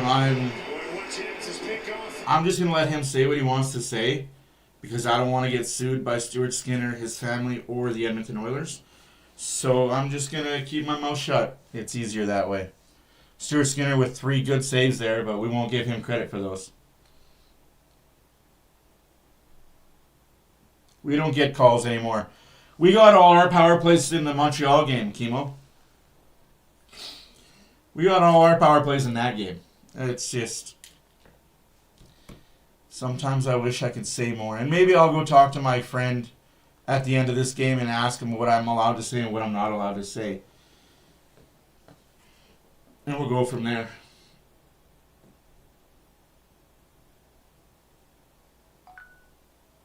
Just because. Please, we'll trade him to Pittsburgh for Crosby. Yeah, man, I like those cream jerseys. It's just... I know a lot of things, and it just... I wish I could tell people.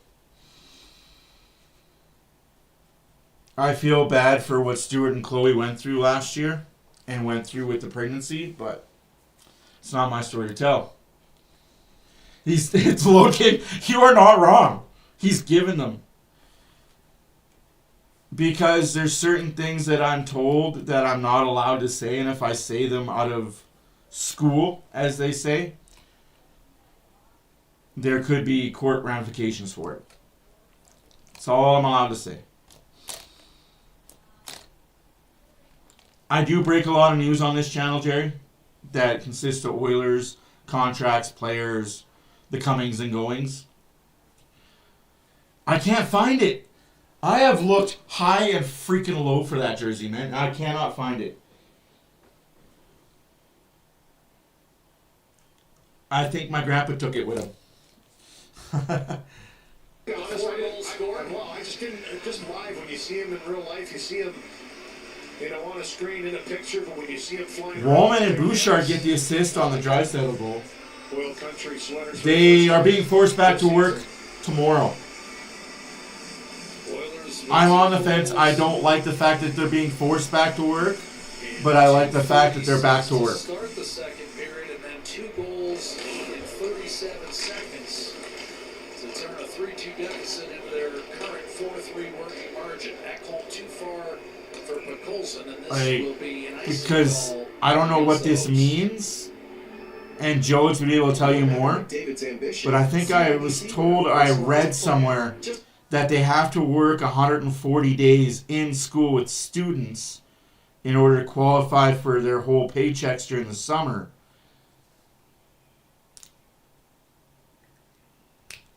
In case anybody doesn't know, my grandpa's been dead for 12 years now.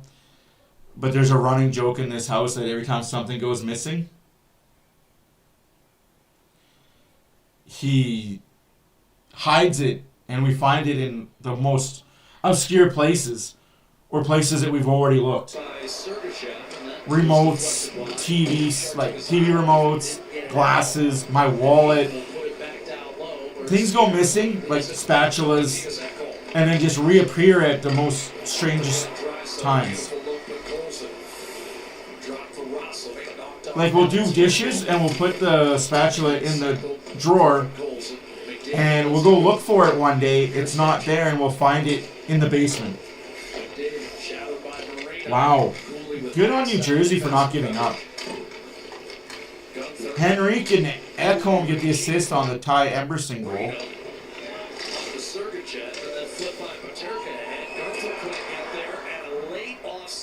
That was very late offside. I don't even know if that was offside. But like, yeah, no, just certain things like that. Like, and we're just like, Grandpa, can we have it back? And then like a day later, it shows up, and it'll show up in like the most obvious place. The thing that we looked.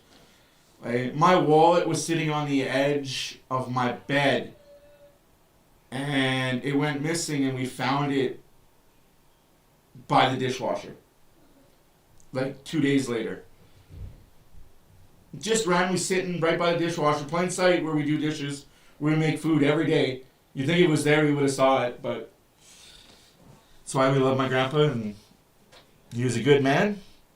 He's very missed.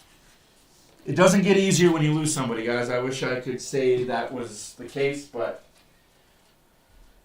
that jersey needs to be here, though.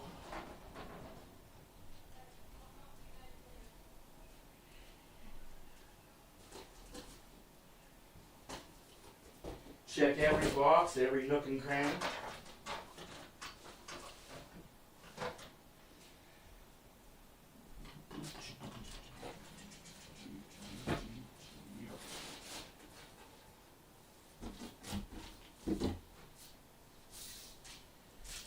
It's what they say, though. It's always the last place that you look.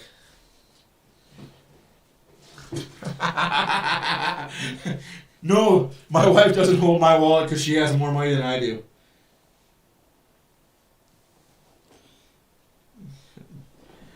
That's the funniest thing is my wife doesn't hold my wallet because she's got more money than I do. So it's me holding on to her purse more than anything else, which I don't do either. But front, force a little bit of a box out. This juicy rebound goes right to Leon Draisaitl. He ties the game 3-3 with that one. She didn't marry me for the money. Mammoth's got to push him out of there, but it's still that's for sure. Ty Emberson on the spot puts that one home for a Shark. I think she married me because I got her pregnant and she had no choice. Time in the game in this second period.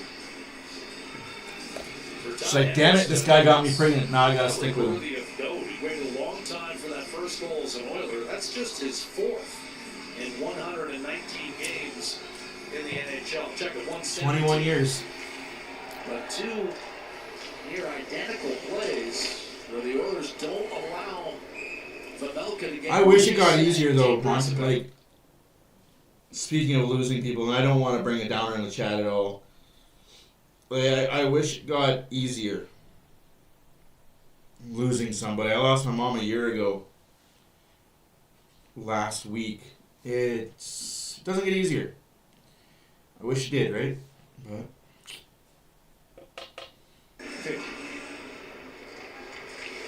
face off, win by Hayden. But the sun still shines. Utah and Montreal. You know how prophetic he'd be. Oilers one come from behind victory this year. It was a 4-7 against the Montreal Canadiens, who then trailed 5-3 with 9 minutes to go. Ended up winning that game 6-5. I thought that was a Friedrich goal when I seen Emberson. I was like, is that Friedrich? 2.5 minutes left to go in the second period. 4-3 Oilers over the Utah Mammoth. I like that. Jays win, Jerry? I hope they won. They were up big. Do I think they're winning the World Series? 6-2 final, like I said. Congratulations to the Toronto Blue Jays.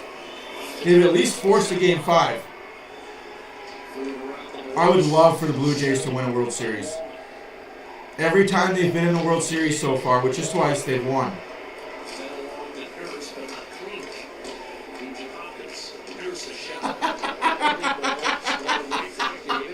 Lode, you're awesome. Scores! Connor McDavid!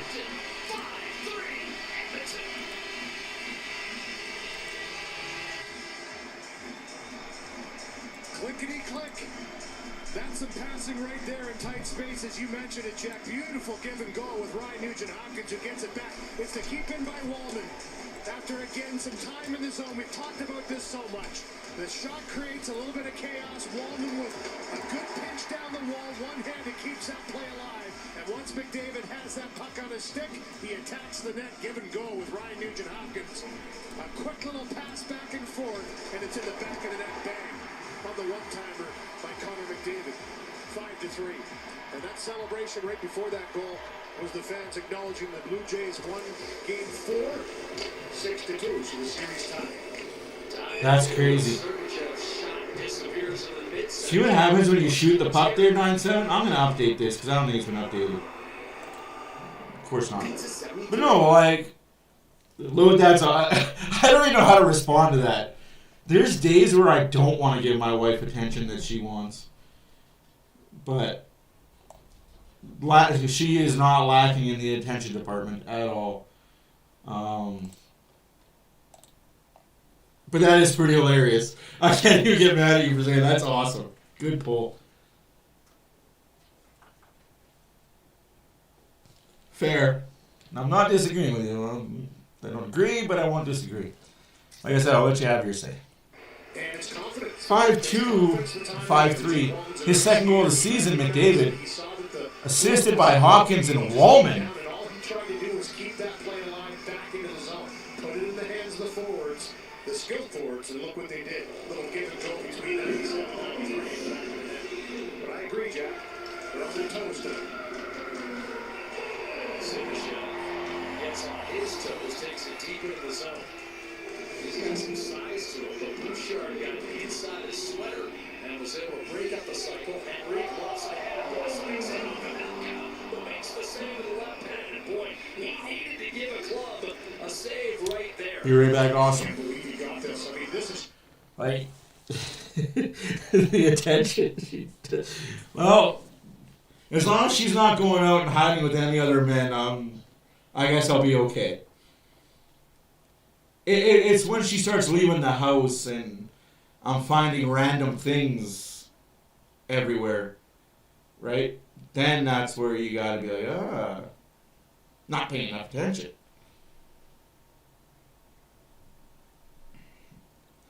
But that's pretty good, Load King. That's pretty damn good. I applaud you on your creativity. It's good to see people can be creative and funny, not just cruel and mean. Or creative and mean, not just cruel and mean. I might have to go soak in a tub and cry myself to sleep tonight because of it, but you know. 1 minute left to go in the second period. 1 minute left to go in the second period. As they say, I've been called worse by better. Oh, shit. I needed that laugh, dude. That's awesome. That's, Here's McDavid. Telegraphed, cross-ice to Harris. Still flinging it from the red line. Howard over the puck. Hayton eventually sends it over to John Arena. Dart up the middle, spilled in by Carcone. Knocked down and then... let's go, Blue Jays. Let's go, Blue Jays. Great to Novak. Stepped through there, but got one back to Kulak. 20 seconds to go in the period. Matt Savoy, by the way, got an assist earlier in this period on the goal scored by Emerson. That was the go-ahead goal. McDavid has since tacked on one more, his second of the year. And it's 5-3 Edmonton. Kulak a hard pitch. Simishev trying to stick handle his way out of traffic and a late. That'll do for the period, folks. That'll do, pig. That'll do. 5-3 for the Edmonton Oilers after 2. Who knew that this other team knew how to come back like that? Again, if you guys are late, the Blue Jays did win the game 6-2. Congratulations to the Toronto Blue Jays.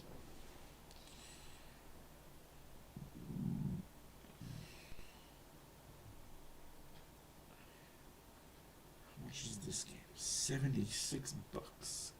Giant home. Kind of want to buy it, but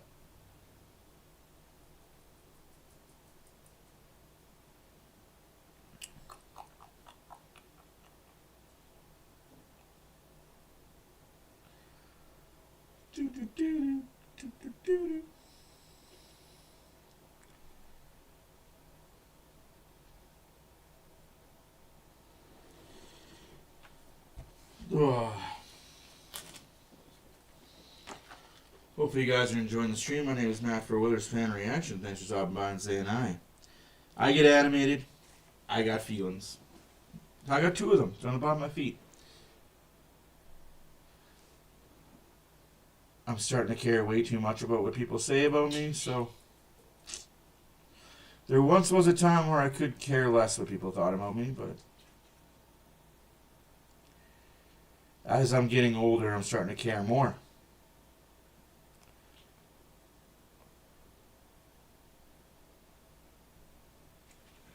See, that was messing with me, because from this far away, that looks like a deer up there. But when you zoom in, it's just a bunch of leaves.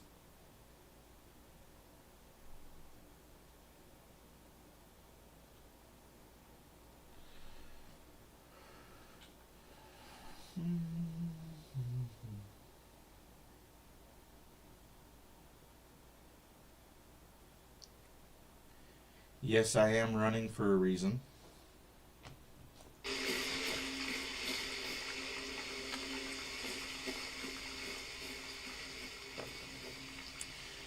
Ugh.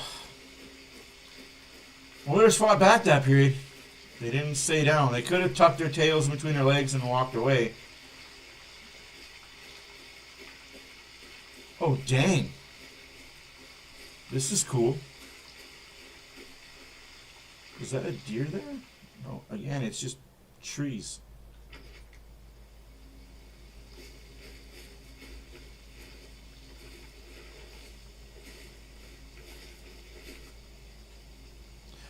Insufficient funds. Oh, that's right, I spent all my money. Ooh.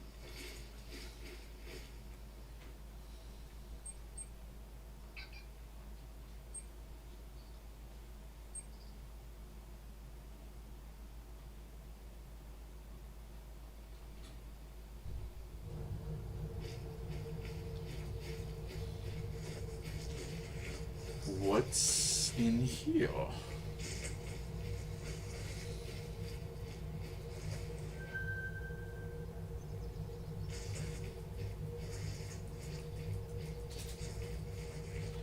It's a road deer.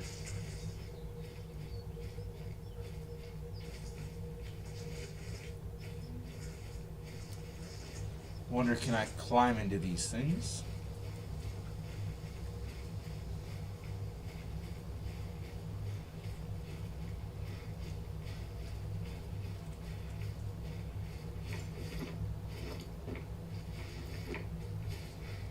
The answer is no.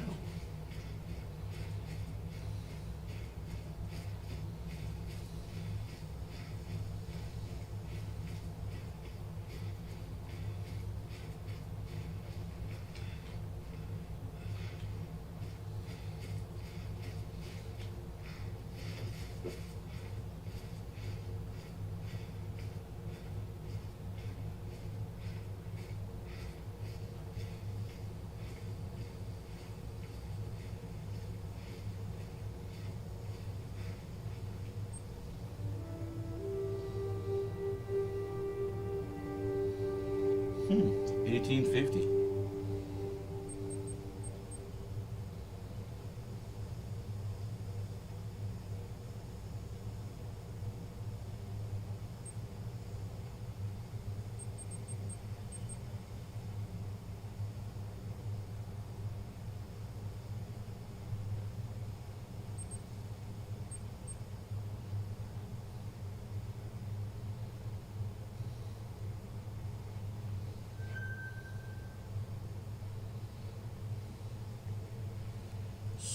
Scornfield Windmills.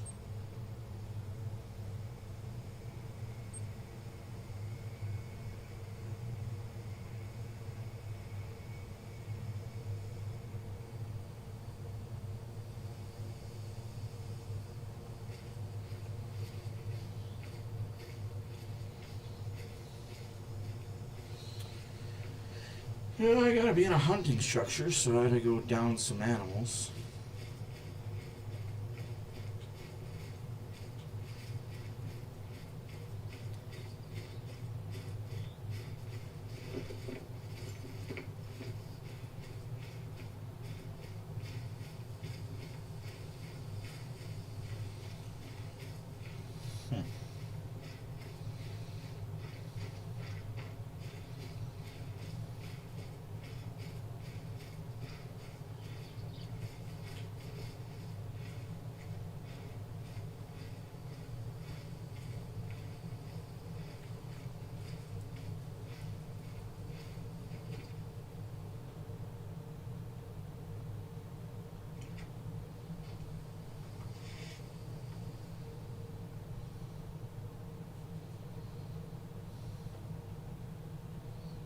Some gophers up in these hair hills.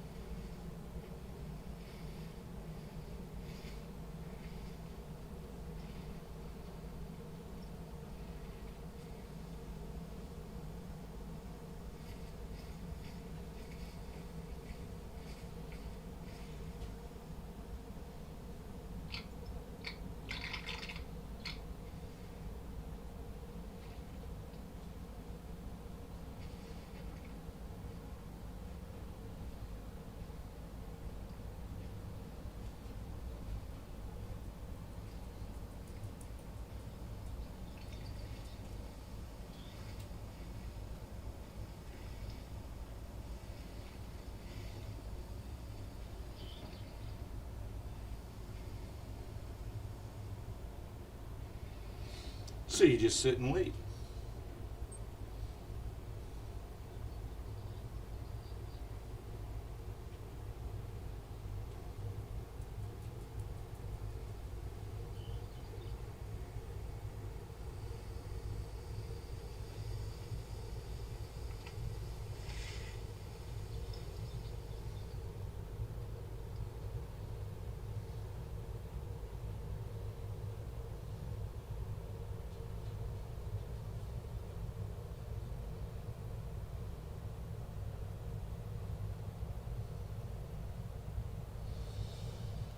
Do do do, do do do do do do do do do.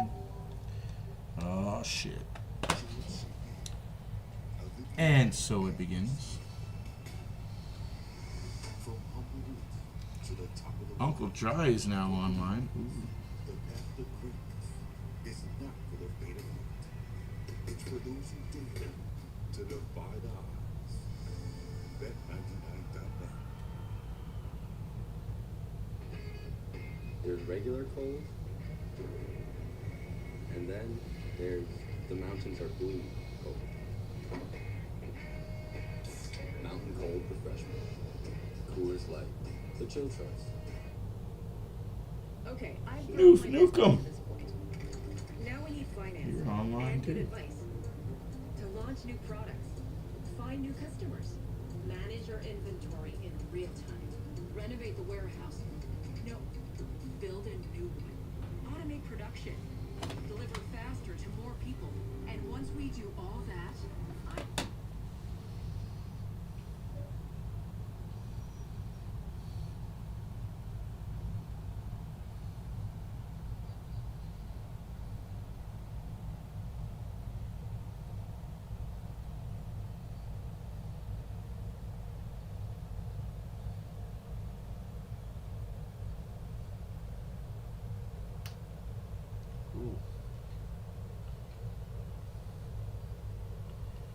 That's a very nice roe deer.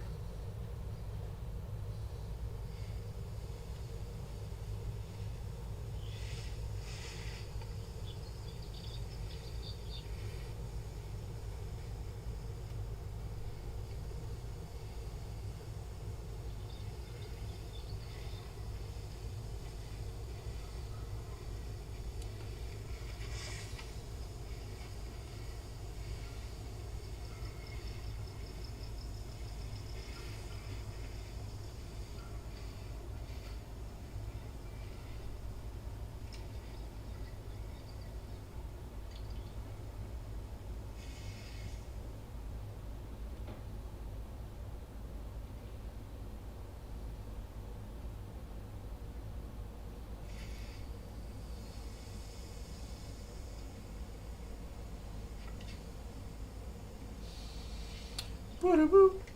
Boop, boop, boop, boop, boop, boop, boop.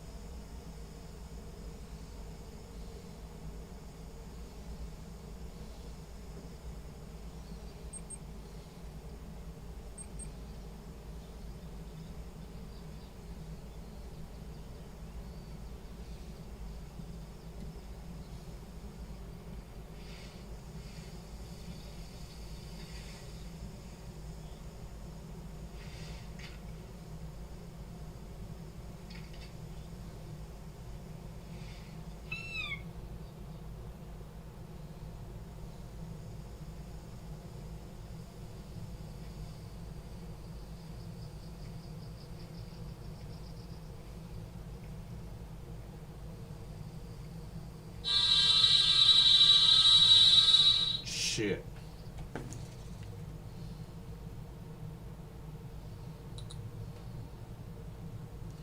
That's not good.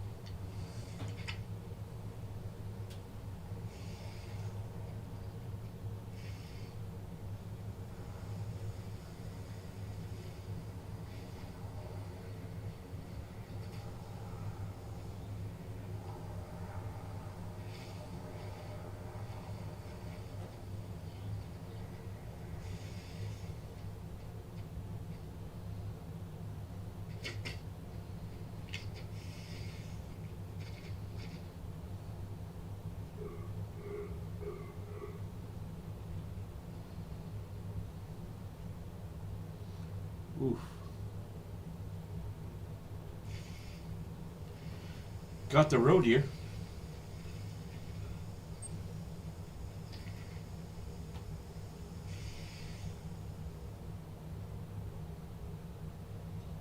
I know there's a fellow deer in here somewhere.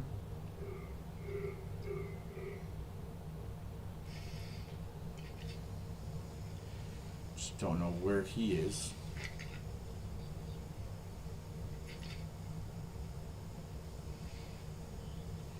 Me and my binoculars will be able to help me find him.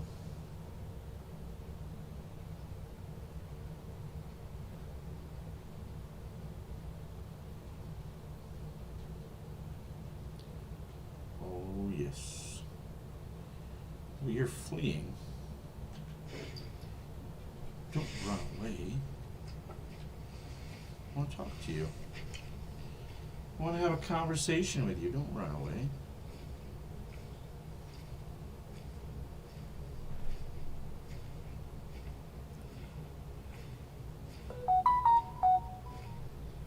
Yes, I hear you. I didn't respond to your text the first time. I'm not going to respond to it the second time.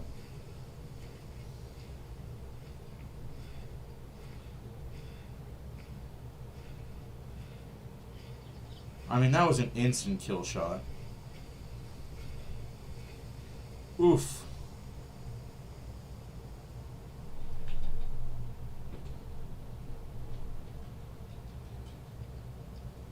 Dang.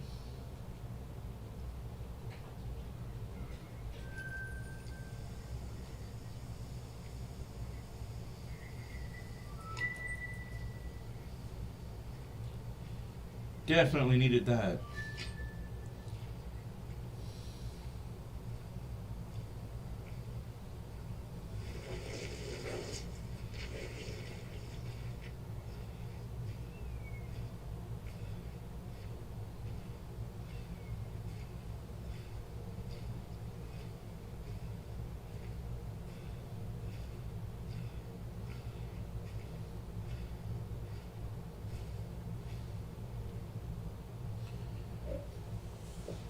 Well, ladies and gentlemen, ladies, the third period is underway.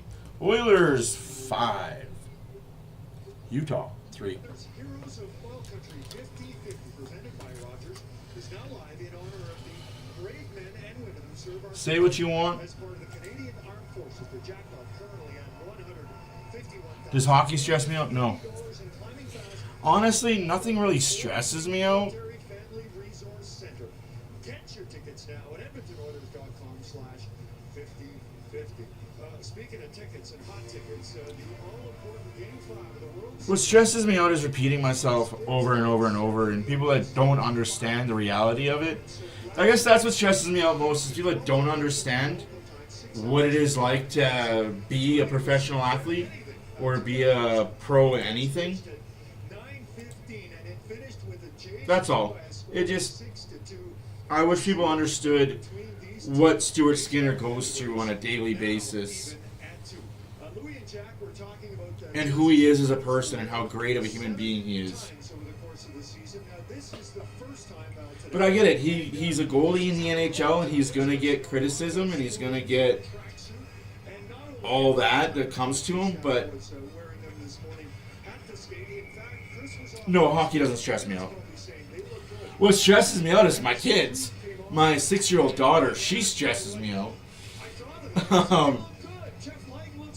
My 10-year-old son, he stresses me out.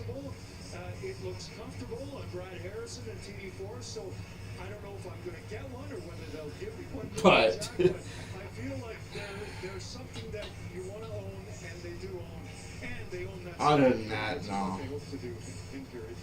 That's a very sunny day. More piss me off. Gene, I'm told you were up later last night than you have been. Some people piss me off, Yeah, you know what? but I just got to learn how to ignore them. I mean, Easier said than done. everywhere, and I felt, how could I go to bed? I did go to bed disappointed. Freddie Freeman with that solo shot to center field over the wall, but give him credit. What a way to get it. Yeah, I'm not answering you. Just so everyone knows, that joke refers to the fact that Gene on the road goes to bed at 9 o'clock, rises at 6, runs 4 miles. You're not wrong, Renegade. And it, being in Canadian market, your hometown, where everybody knows you, like, you guys don't understand. The people that know Stuart Skinner and text him daily. Sorry, guys, I'm going to have to put this on mute. I know he's trying to get a hold of me, and I know why he's trying to get a hold of me, but now's not the time. I'll talk to you after, sir. The text messages and the phone calls that Stuart Skinner gets from family and friends on the daily with every mistake he makes. But it's those same people that give him flowers when he does make great saves and good saves.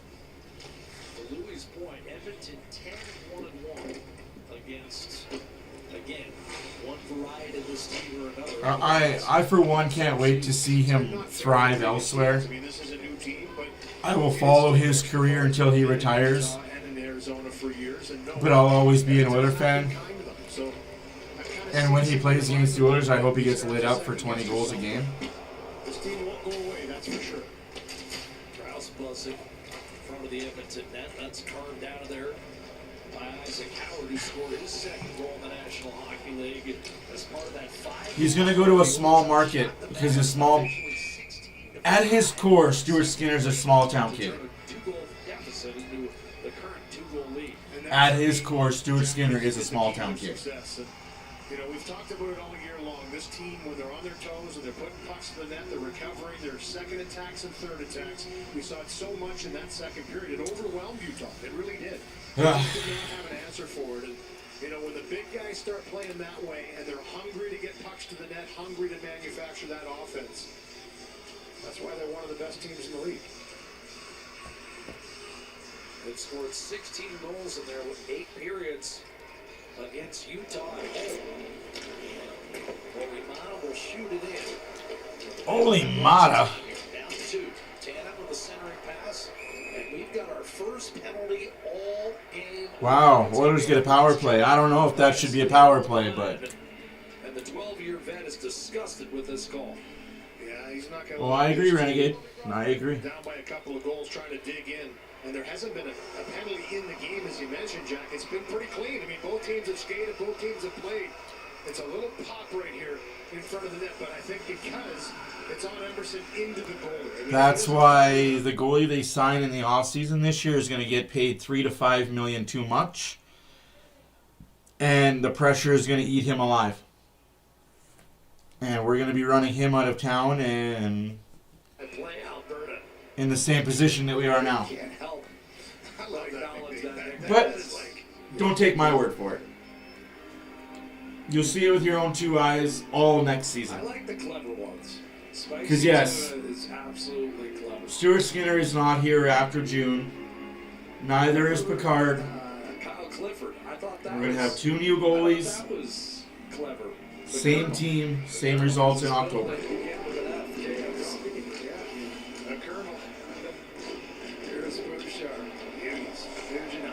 McDavid, Bouchard, shot blocked. This power play, by the way, 6 for its last 12, and tough luck there as McDavid rolled it toward the high slot for Bouchard, but it collided with that errant broken stick. Now, McDavid arrows his way in against 2 Utah defenders, Sergachev and Stenlund, trying to dig it out. Sergachev does. Utah penalty killers have given up a power play goal in 6 straight games. Hasn't mattered. They've won them all. But nevertheless, the penalty kill not a strength for this. Why did McDavid get away from the fight there? You've got a power play and you skated away from the fight? Come on, Captain. Back out to this third period was on that penalty kill. Draisaitl shot. Led to Tomashik, and that one off the glove of Carl Vejmelka, who should be noted catches with his right hand. Has he given up? That's an oddity in the National Hockey League. Bouchard. Oh, wait, we're on power play. 48 seconds left in it. A whole lot of skadoochies. Tomashik. Nugent Hopkins. McDavid. Draisaitl one time with a save. Won't matter, Nelly. By goaltender Carl Vejmelka. And the rebound will be whipped down the ice by... The only thing that matters, and I'm going to be completely honest with you, Everybody knows that pass eventually is going to go to... the Oilers could win the Stanley Cup this year. The only thing that matters is how much is this contract for how long. If the Oilers make the final this year and they lose, despite everything that's gone on, even if Stuart Skinner has the best numbers in the final, the team just only scores 1 or 2 goals a game and loses by 1 or 2 goals every game. 2-1, 1-0. If he wins a cup this year, he's going to get a 7-year deal worth $7 to $10 million a year. If he doesn't win a cup this year, he's getting a $3-year deal at most $4 million a year. So he wins a cup, he's making money. He loses the cup, he's not going to make as much money. And regardless, it won't be in Edmonton. That's all I can say about that is no matter what, he will not be back in Edmonton. It's just a matter of how much term is going to be on his contract, 7 or 3, and for how much, 7 million, 10 million, or 3 to 5 million. That's all this cut means to Stuart Skinner right now is who's going to pay him for how much. Looking at what Calgary just paid for Dustin Wolf, I think Skinner's a better goalie than Dustin Wolf.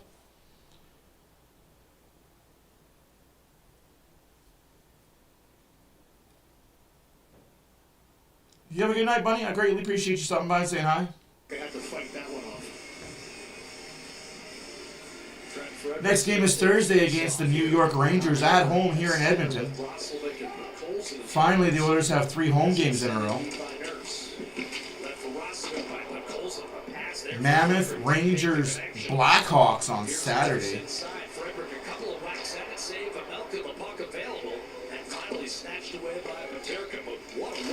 And then we're on the road for 2 in St. Louis and Dallas on Tuesday, Wednesday next week.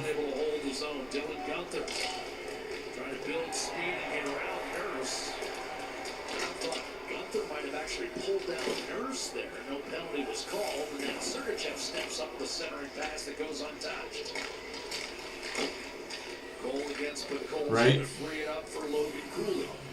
Sergachev returns the puck up top. You're not wrong. Paterka's shot saves here with the rebound hacked wide by Gunther. And then another short side stuff. 2 huge saves there by Stuart Skinner. Protecting that far post against Cole. Good save. The first one by Paterka was a little dropper, knuckler that came down the left pad. Here's the no call. Gunther, as he got the stick into the skates of Darnell Nurse. Good closing by Nurse to come right over and take Gunther out of the play. You guys don't need to hear that's embarrassing anymore, eh?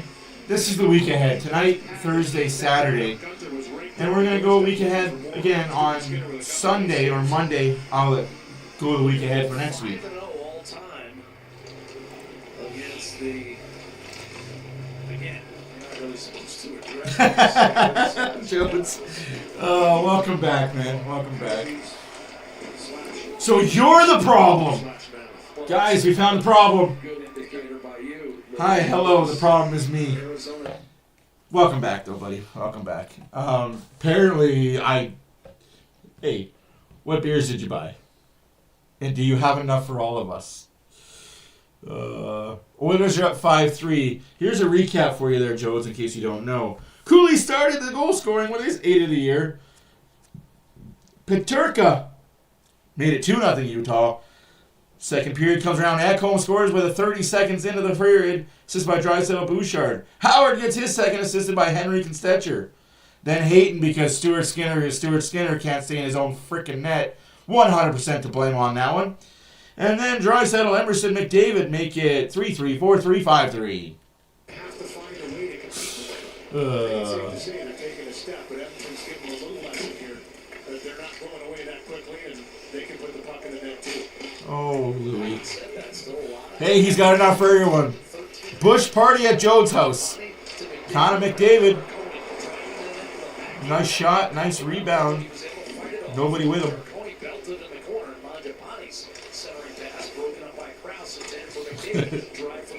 Nice shot and save there by Vamelka. Consistently throughout the night. This one speared by Vamelka. It's Edmonton 5, Utah 3 on Sportsnet. Oilers have had the first power play of the game. They did absolutely nothing on it because that's what the Oilers do. Hyman, you are missed, sir. You are missed badly in Edmonton. If I am being 100% honest 100% of the time. Now, out-of-town scoreboard, because we all care about the out-of-town scoreboard, right? The Toronto Maple Leafs beat Calgary Flames 4-3. The Avalanche up on the Devils 7-4. 5 minutes left to go in that third period. Rangers 1, Canucks nothing after 2. Halfway through the second period, Canadiens 2, Kraken nothing. 5 minutes left to go in the first period. Kings 1, Sharks nothing. Jets beat the Wild 4-3 in overtime. The Stars beat the Capitals 1-0. The Blackhawks beat the Ottawa Senators 7-3. The Flyers beat the Penguins 3-2 in a shootout. The Golden Knights beat the Carolina Hurricanes 6-3. The Blue Jackets beat the Sabres 4-3 in overtime. Ducks beat the Panthers 3-2 in a shootout. Islanders lose to the Bruins 5-2. The Lightning beat the Predators 5-2. The Wings beat the Blues 5-2. Now that you get it and understood. Oh, ho, ho, ho, ho, ho. Ooh. Kokanee, Moosehead, MG. Oh man, you're stocked, fully loaded. You're expecting a Bush party. I like that. All right. Both in Phoenix and in Utah, and one of the big reasons why they've taken a step this year. And this line's been dynamic. They were put together a couple of years ago, off and on last year. Andre Torini put them back together this year, and they have exploded. And they're a dynamic, high-flying line that already has a goal in this game. Barry Hayton, and that's Keller's 200th goal, so a player that is in some great company and moving up the ladder. 3 straight 30-goal years for Clayton Keller, and 90-point season a year ago, career high. He is taking his game to the next level, and now firmly within that upper crust elite in the National Hockey League. A guy that, again, because Utah has not been in the postseason, goes under the radar. We got a penalty upcoming here. It's a slash, and I think Bouchard may be the guilty party. This is going to be Utah's, first power play of the game. Power play Utah. Yeah, a few words discussed between them. Cooley looked like he was a little bit distressed coming back. That's awesome, man. That's awesome. I appreciate that. You're going to see the cross check by Cooley and then bang. There's that little slash in the back of the legs of Cooley. That's where he gets called. We've seen it a few times from Bouchard this year. A little frustration. He likes to chop. Give guys little chops. Sometimes they call it, sometimes they don't. They're calling it this one. We've only seen 2 penalties now. And this is the first power play for the Utah Mammoth. And it's a Mammoth power play that started the year 1 for 16, but is 35% in the last 6 games. Again, all wins. It's a 7-game winning streak on the line for Utah coming in.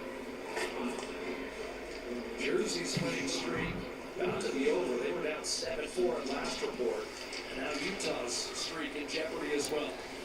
Mammoth can draw within 1 on the power play. With a penalty kill, 81%. In the early going, Gunther. Benning. Move on Adam Henry up top for Sergachev.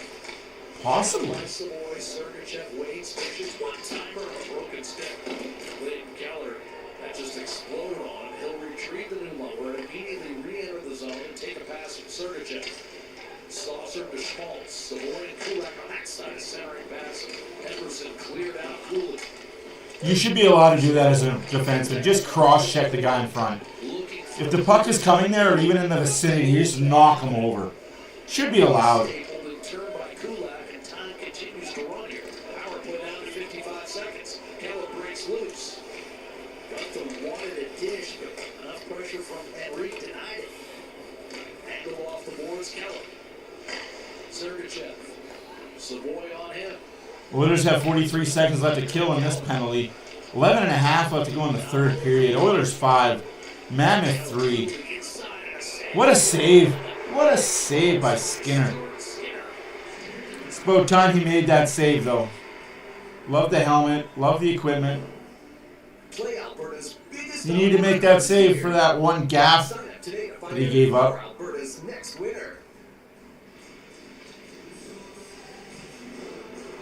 Good movement here by this power play to snap it around. Look for that opportunity. You're going to see Schmaltz just move a little bit towards the net, and Logan Cooley threads a little give and go to set it up, get a little move and open up the seam, and this is a good save in tight. Stuart Skinner picked up his 100th win in Ottawa.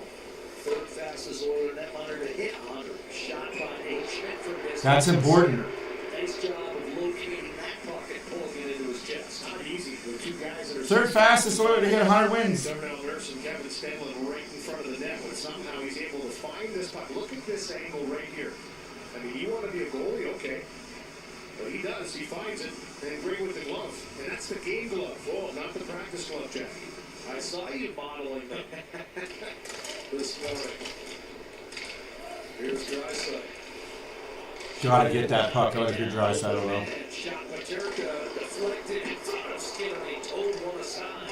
And Stenlund was in the vicinity. That got out. Gotta get that puck out though if you're the Oilers. As the Oilers finally get it out.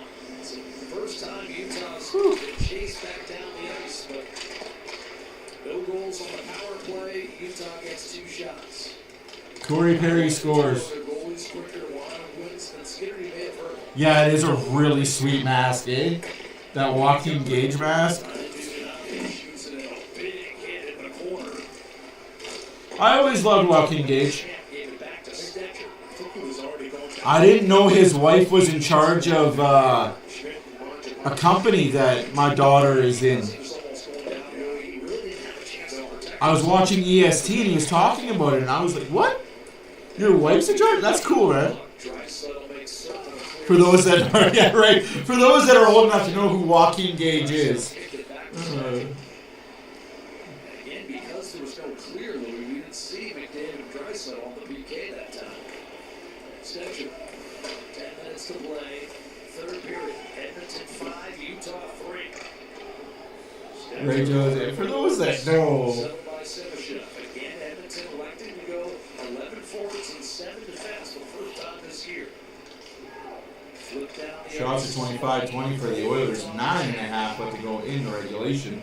Emerson with a goal tonight. Leon Draisaitl has a goal in all 4 games at Rogers Place this year. And Rosling is shot through Vamelka, but he was able to launch to his. That's unorthodox. Just throw your goalie and hope, throw your stick and hope you catch it, eh? Wow. Just throw the stick. So if a player gets a penalty for throwing their stick, shouldn't a goalie? Like, I'm not even saying it's a penalty. I'm just saying he lived the dream. He definitely lived the dream. But I think that's all of our dreams as we were kids, be players in the NHL. And then play for your hometown team at some point. Unfortunately for Stuart Skinner, he's playing for his hometown team at the beginning of his career when he's still trying to figure out who he is as a human and who he is as an NHL player. A lot of things going on in the mind for that, but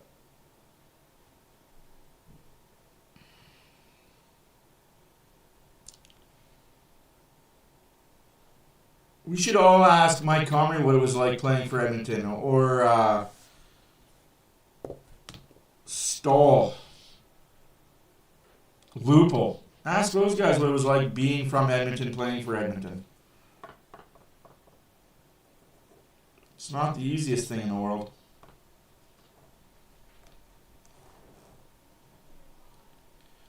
That's why I don't think Connor McDavid will ever play in Toronto until he's 1 or 2 years left in his lifespan of hockey. And he'll go there at the end of it just to say that he played for Toronto.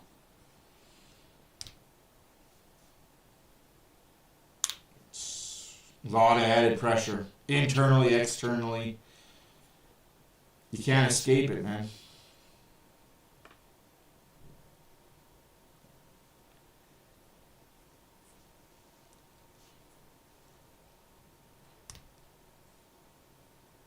Yeah, I forgot about Ryan Whitney as well, yeah. Yeah, I totally forgot about Ryan Whitney. Oh, sorry, Ray Whitney, not Ryan Whitney. Ray Whitney. The other Rob. Yeah, you're not wrong, Joe. You're not wrong. It is so much pressure. And it's cool when... Yeah, Messier was just one of those I don't give a shit type guys, though. Grant Fuhr, same thing. Yeah, you read my mind on that. Just same thing. Don't give a shit. Because you gotta remember, Grant Fuhr's numbers were shit on a shingle.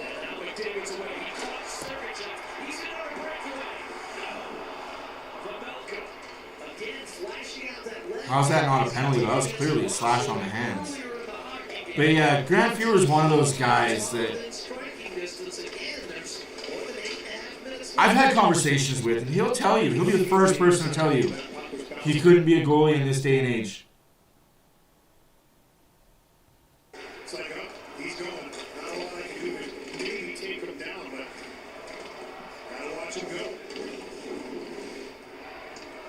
Ryan Whitney, yeah, he is a Yank. Yeah, he's from Boston, Massachusetts. Whereas I like to bug my friends in Massachusetts, Boston, Massachusetts. But I don't have ill will between those Boston guys, you know? Yeah.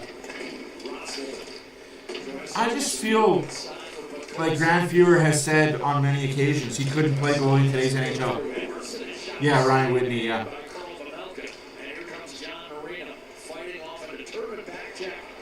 But I just laugh. I was like, what do you mean you couldn't play goalie this day and age? My numbers would get me crucified. It wouldn't matter how many wins and losses I had. I was a below 900 save percentage every year. My numbers would get me crucified. Yeah, fair. Fair point. The analytics of hockey is a small scope of what we need to focus on. Unfortunately, it is a big scope of what we focus on.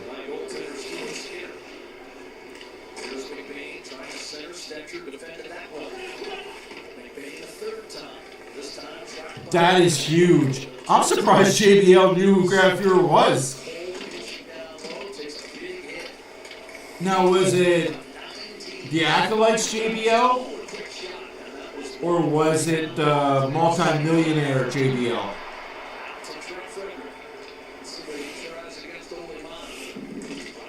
Man, I would have loved to have a conversation with JBL one time. He seems like a really charismatic individual.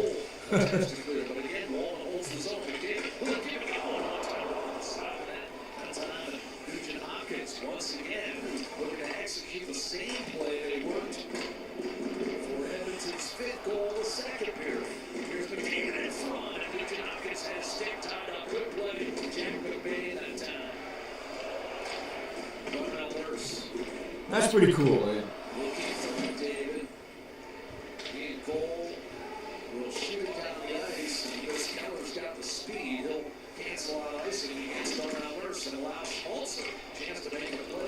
Woman is with Nurse right now on defense. Unless they changed and Bouchard's out there now. Yeah, it was Kulak, Emerson, Woman, Nurse, Ekholm, Bouchard. Back to normal.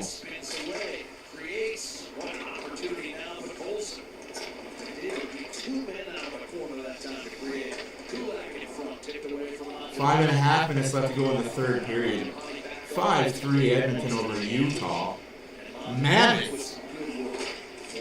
Not the Utah Hockey Club, but Tusks up anyways. Really connected right now. And the crowd recognizes it. The Oilers won't let the Mammoth out. It's working. Interchanging work, defensemen activating, keeping plays alive, the back checking the forwards. I mean, they have been alive in this third period, trying to close out the Mammoth. Finally, Utah. That's awesome. See, I'm glad you knew what I was talking about when I said the Acolytes, the Protection Agency, or the multi-million-dollar JBL. Because that's a way different thing, but same person, same really great guy. From the outside looking in, and a penalty coming up against the Oilers. The second power play of the period for the Utah Mammoth.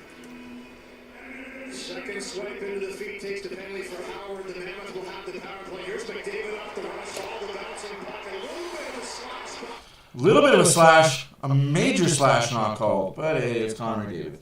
We don't get those calls against the Mammoth. Like I said, Montreal fans, I really hope you appreciated us getting more power plays that game because it won't ever happen again.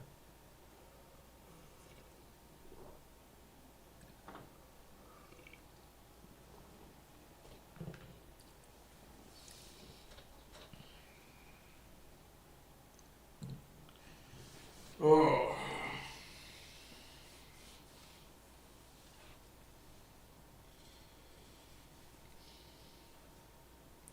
Hungry. What's for supper?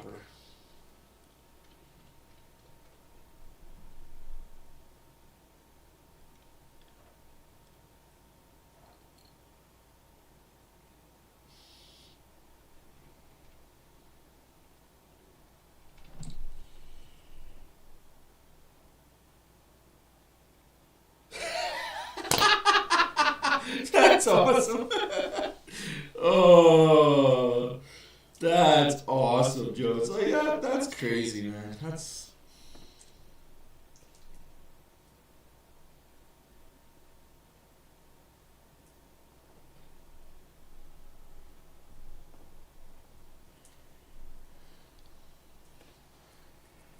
Oh.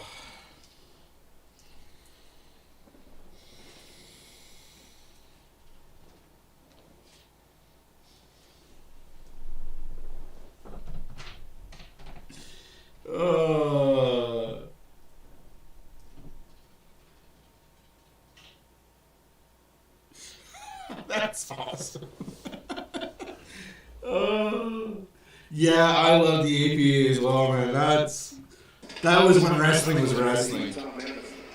Storylines were good. The wrestling was okay. I miss the days of kayfabe where you didn't know everything about everybody. You didn't need to know. You knew that the Undertaker really wasn't a guy that was dead, but yeah, for sure, eh? That's awesome.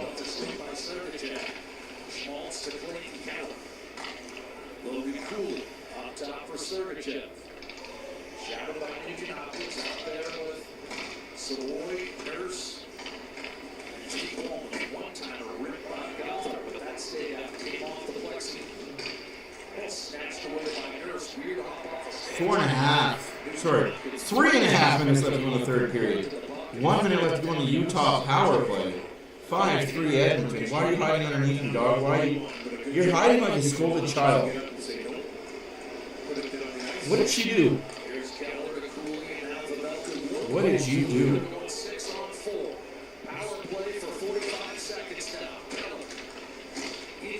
Empty net as well.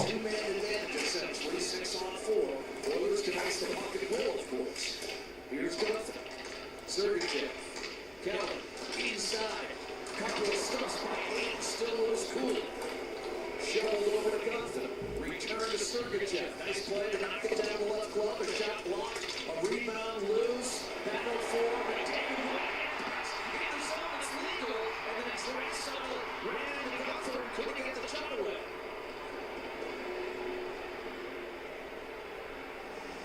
They're calling this a hand pass. That's not a hand pass! Oh my god, that's not a hand pass at all.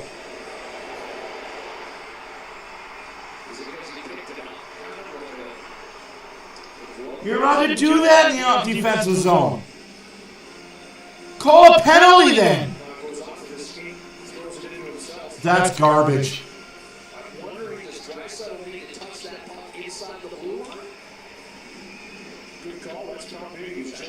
That's garbage, though. Oh, that's tough. That's tough, but all right. So I see why they call it a hand pass now. Because Draisaitl touched it when it was still on the other side of the blue line. Instead of inside the zone, it was on the... That's... Okay, legit, all right. I'm not so perturbed by this, guys.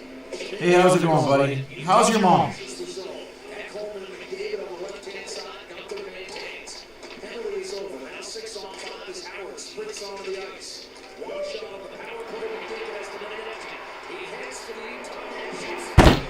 McDavid scores. Justice is served.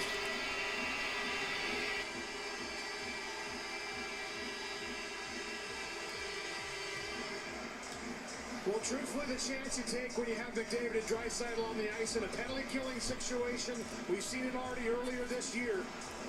Finishing off a game, putting into open net with Draisaitl on the backhand side was that one. This one here's McDavid with speed, though, and again, when he has the room to find ice, you're not stopping him. And he puts it right into the middle of the net as he threads this one through. Gunther, the forward, who's back, that's who he attacks. And seals the deal 6-3 with the open net goal. 6-on-5, not 6-on-4, but extended past the penalty kill, and McDavid finds his second of the game, third of the season.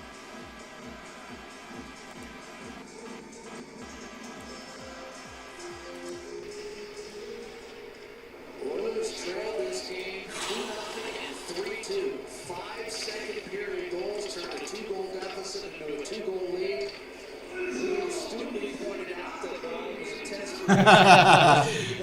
Did you sleep at all during that 18-inning marathon last night, though, Fleecy?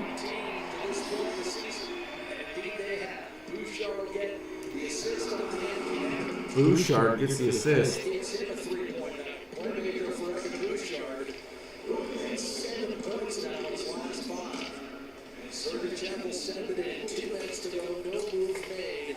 So that is why we like Bouchard at the same time as we hate Bouchard. Defensive liability, offensive greatness. 3-point night for Bouchard.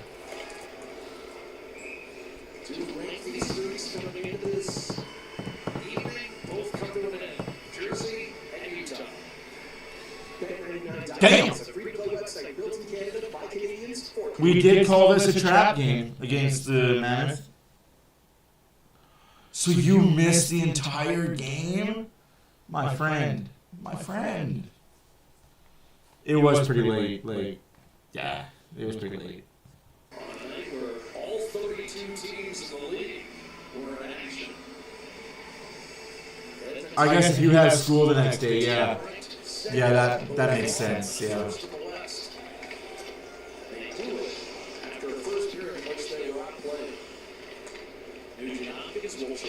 Yeah, I feel you on that. Go to bed at 2, wake up at 5. Yeah, that really isn't conducive to life. Thank you for caring so much about your school, though. That's cool. You're a better person than I. Because I would have stayed up till 2 and then found an excuse not to go to school the next day. But you're a better person than I, so. 6-3 Oilers, a minute left to go in the third period. 27-23 shots for the Oilers. Shaky first period for Edmonton. Shaky third goal given up by Skinner. Thankfully the team around him. Oh no, I'm happy for you. Like, for sure, man. Like, hey. We all have our priorities.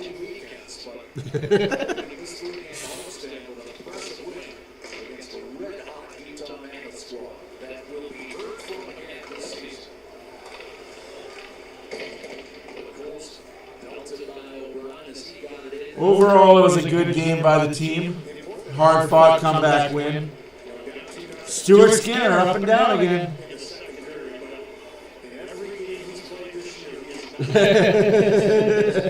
It's okay if you are. You have every excuse to do it, Jones. It's not like you work with sharp objects in shop class or anything. Oilers win, Oilers win. Play La Bamba, baby.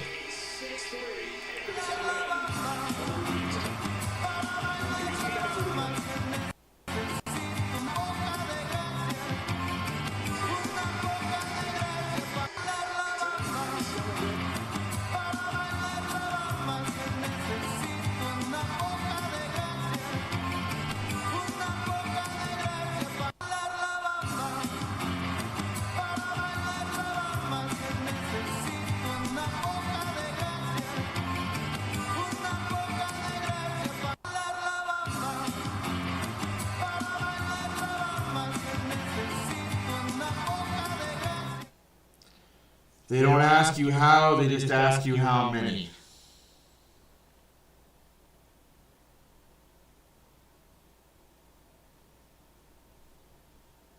A PA day, that's cool though. They don't ask you how, they just ask how many. And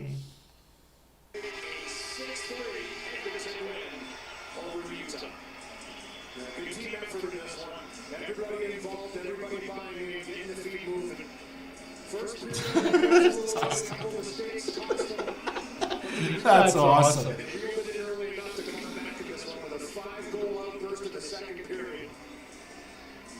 then Connor McDavid with the empty netter finishes it off 6-3. Tonight's play of the game brought to you by Rogers. Anyways, guys, I'm going to go help my wife out. She seems to be in peril. 6 goals to choose from. No, I know what a PA is. We get lots of those in Alberta.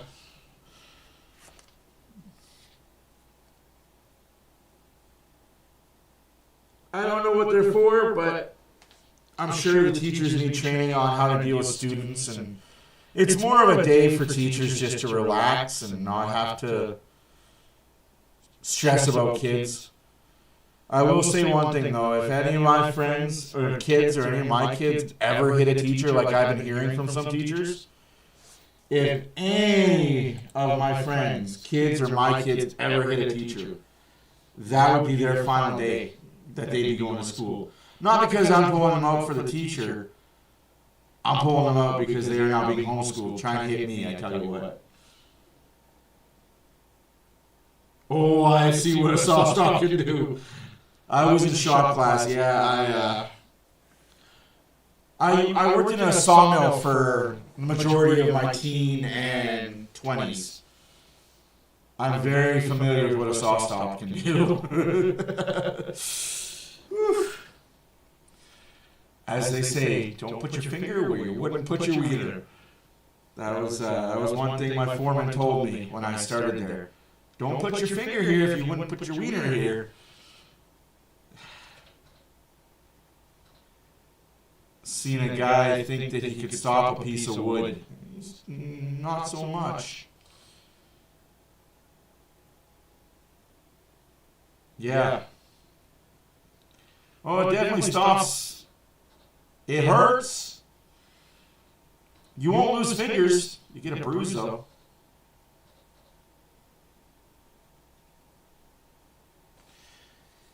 I never understood that. Like, why do people play around with saws? Or make jokes on saws? Like, I've seen it way too many times in my profession where a guy thought he could stop a piece of wood and let it go. Your limbs are not that important. It is a piece of wood. If it gets jammed, it'll snap in half. A Band-Aid. Yeah. Like, I seen a guy. Oh, absolutely. And that's the good part about them, right? Like, you're going to feel it. It's going to remind you that you shouldn't put your fingers there, right? But you're still going to be able to walk away with your digits. Seen a guy go after a 20-foot 2x6 because he forgot to stamp the proper grade on it.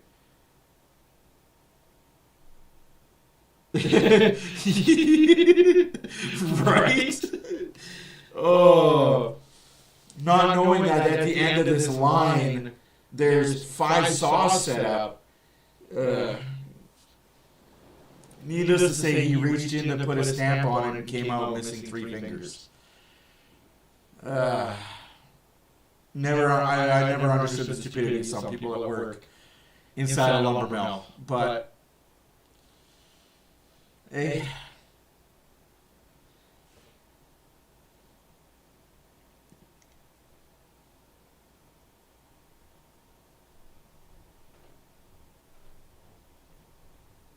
Oilers full marks. Stuart Skinner needs to be better. All in all, he needs to be better.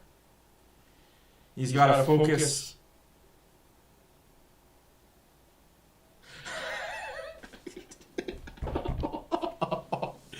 Oh, Jones. I felt like a tickle. Hey, man, it's a tickle. As Dope would say, should have been 6-2, but Skinner's an idiot. It is what it is, folks.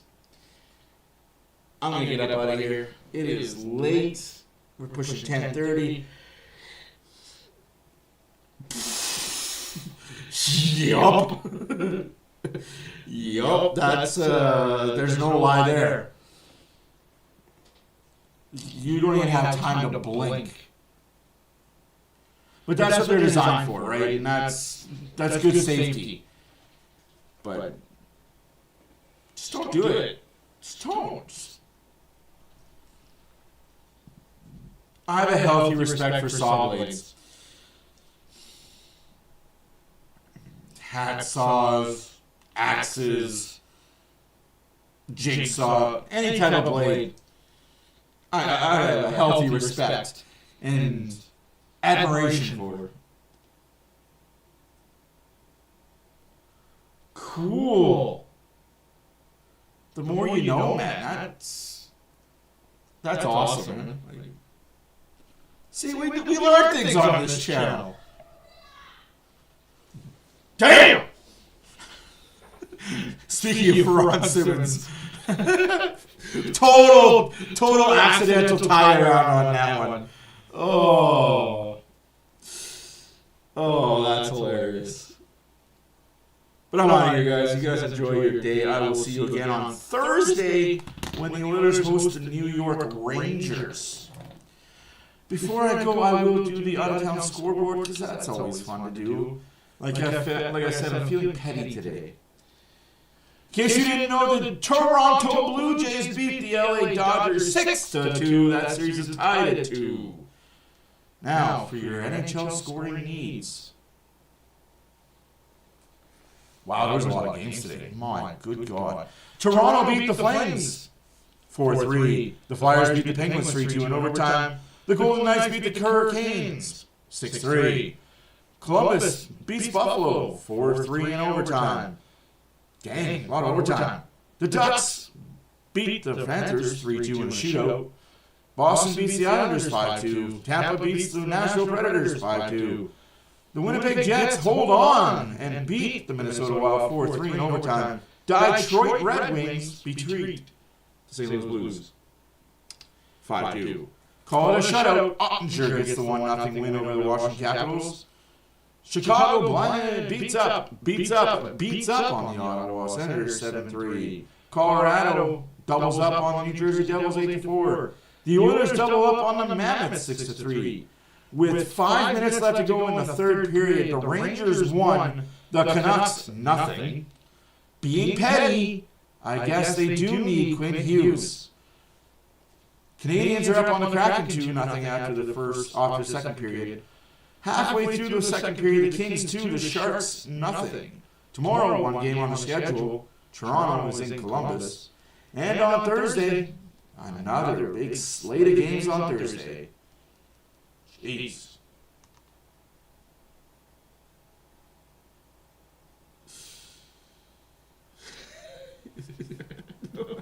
The nails. Yeah, I imagine those long, fake nails.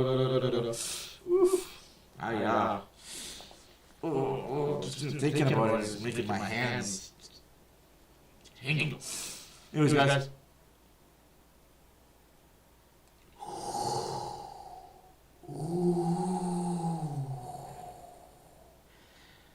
That's an expensive. That's an expensive accident.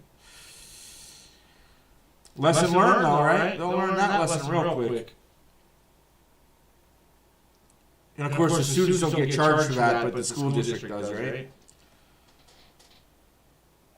Hopefully, that doesn't come out of your pocket. That would really suck. But I'm out. You guys enjoy the rest of your night. Enjoy your day tomorrow. I'll see you back here Thursday at 7 p.m. when the New York Rangers are in town to take on the Oilers. Have a good night. Doses.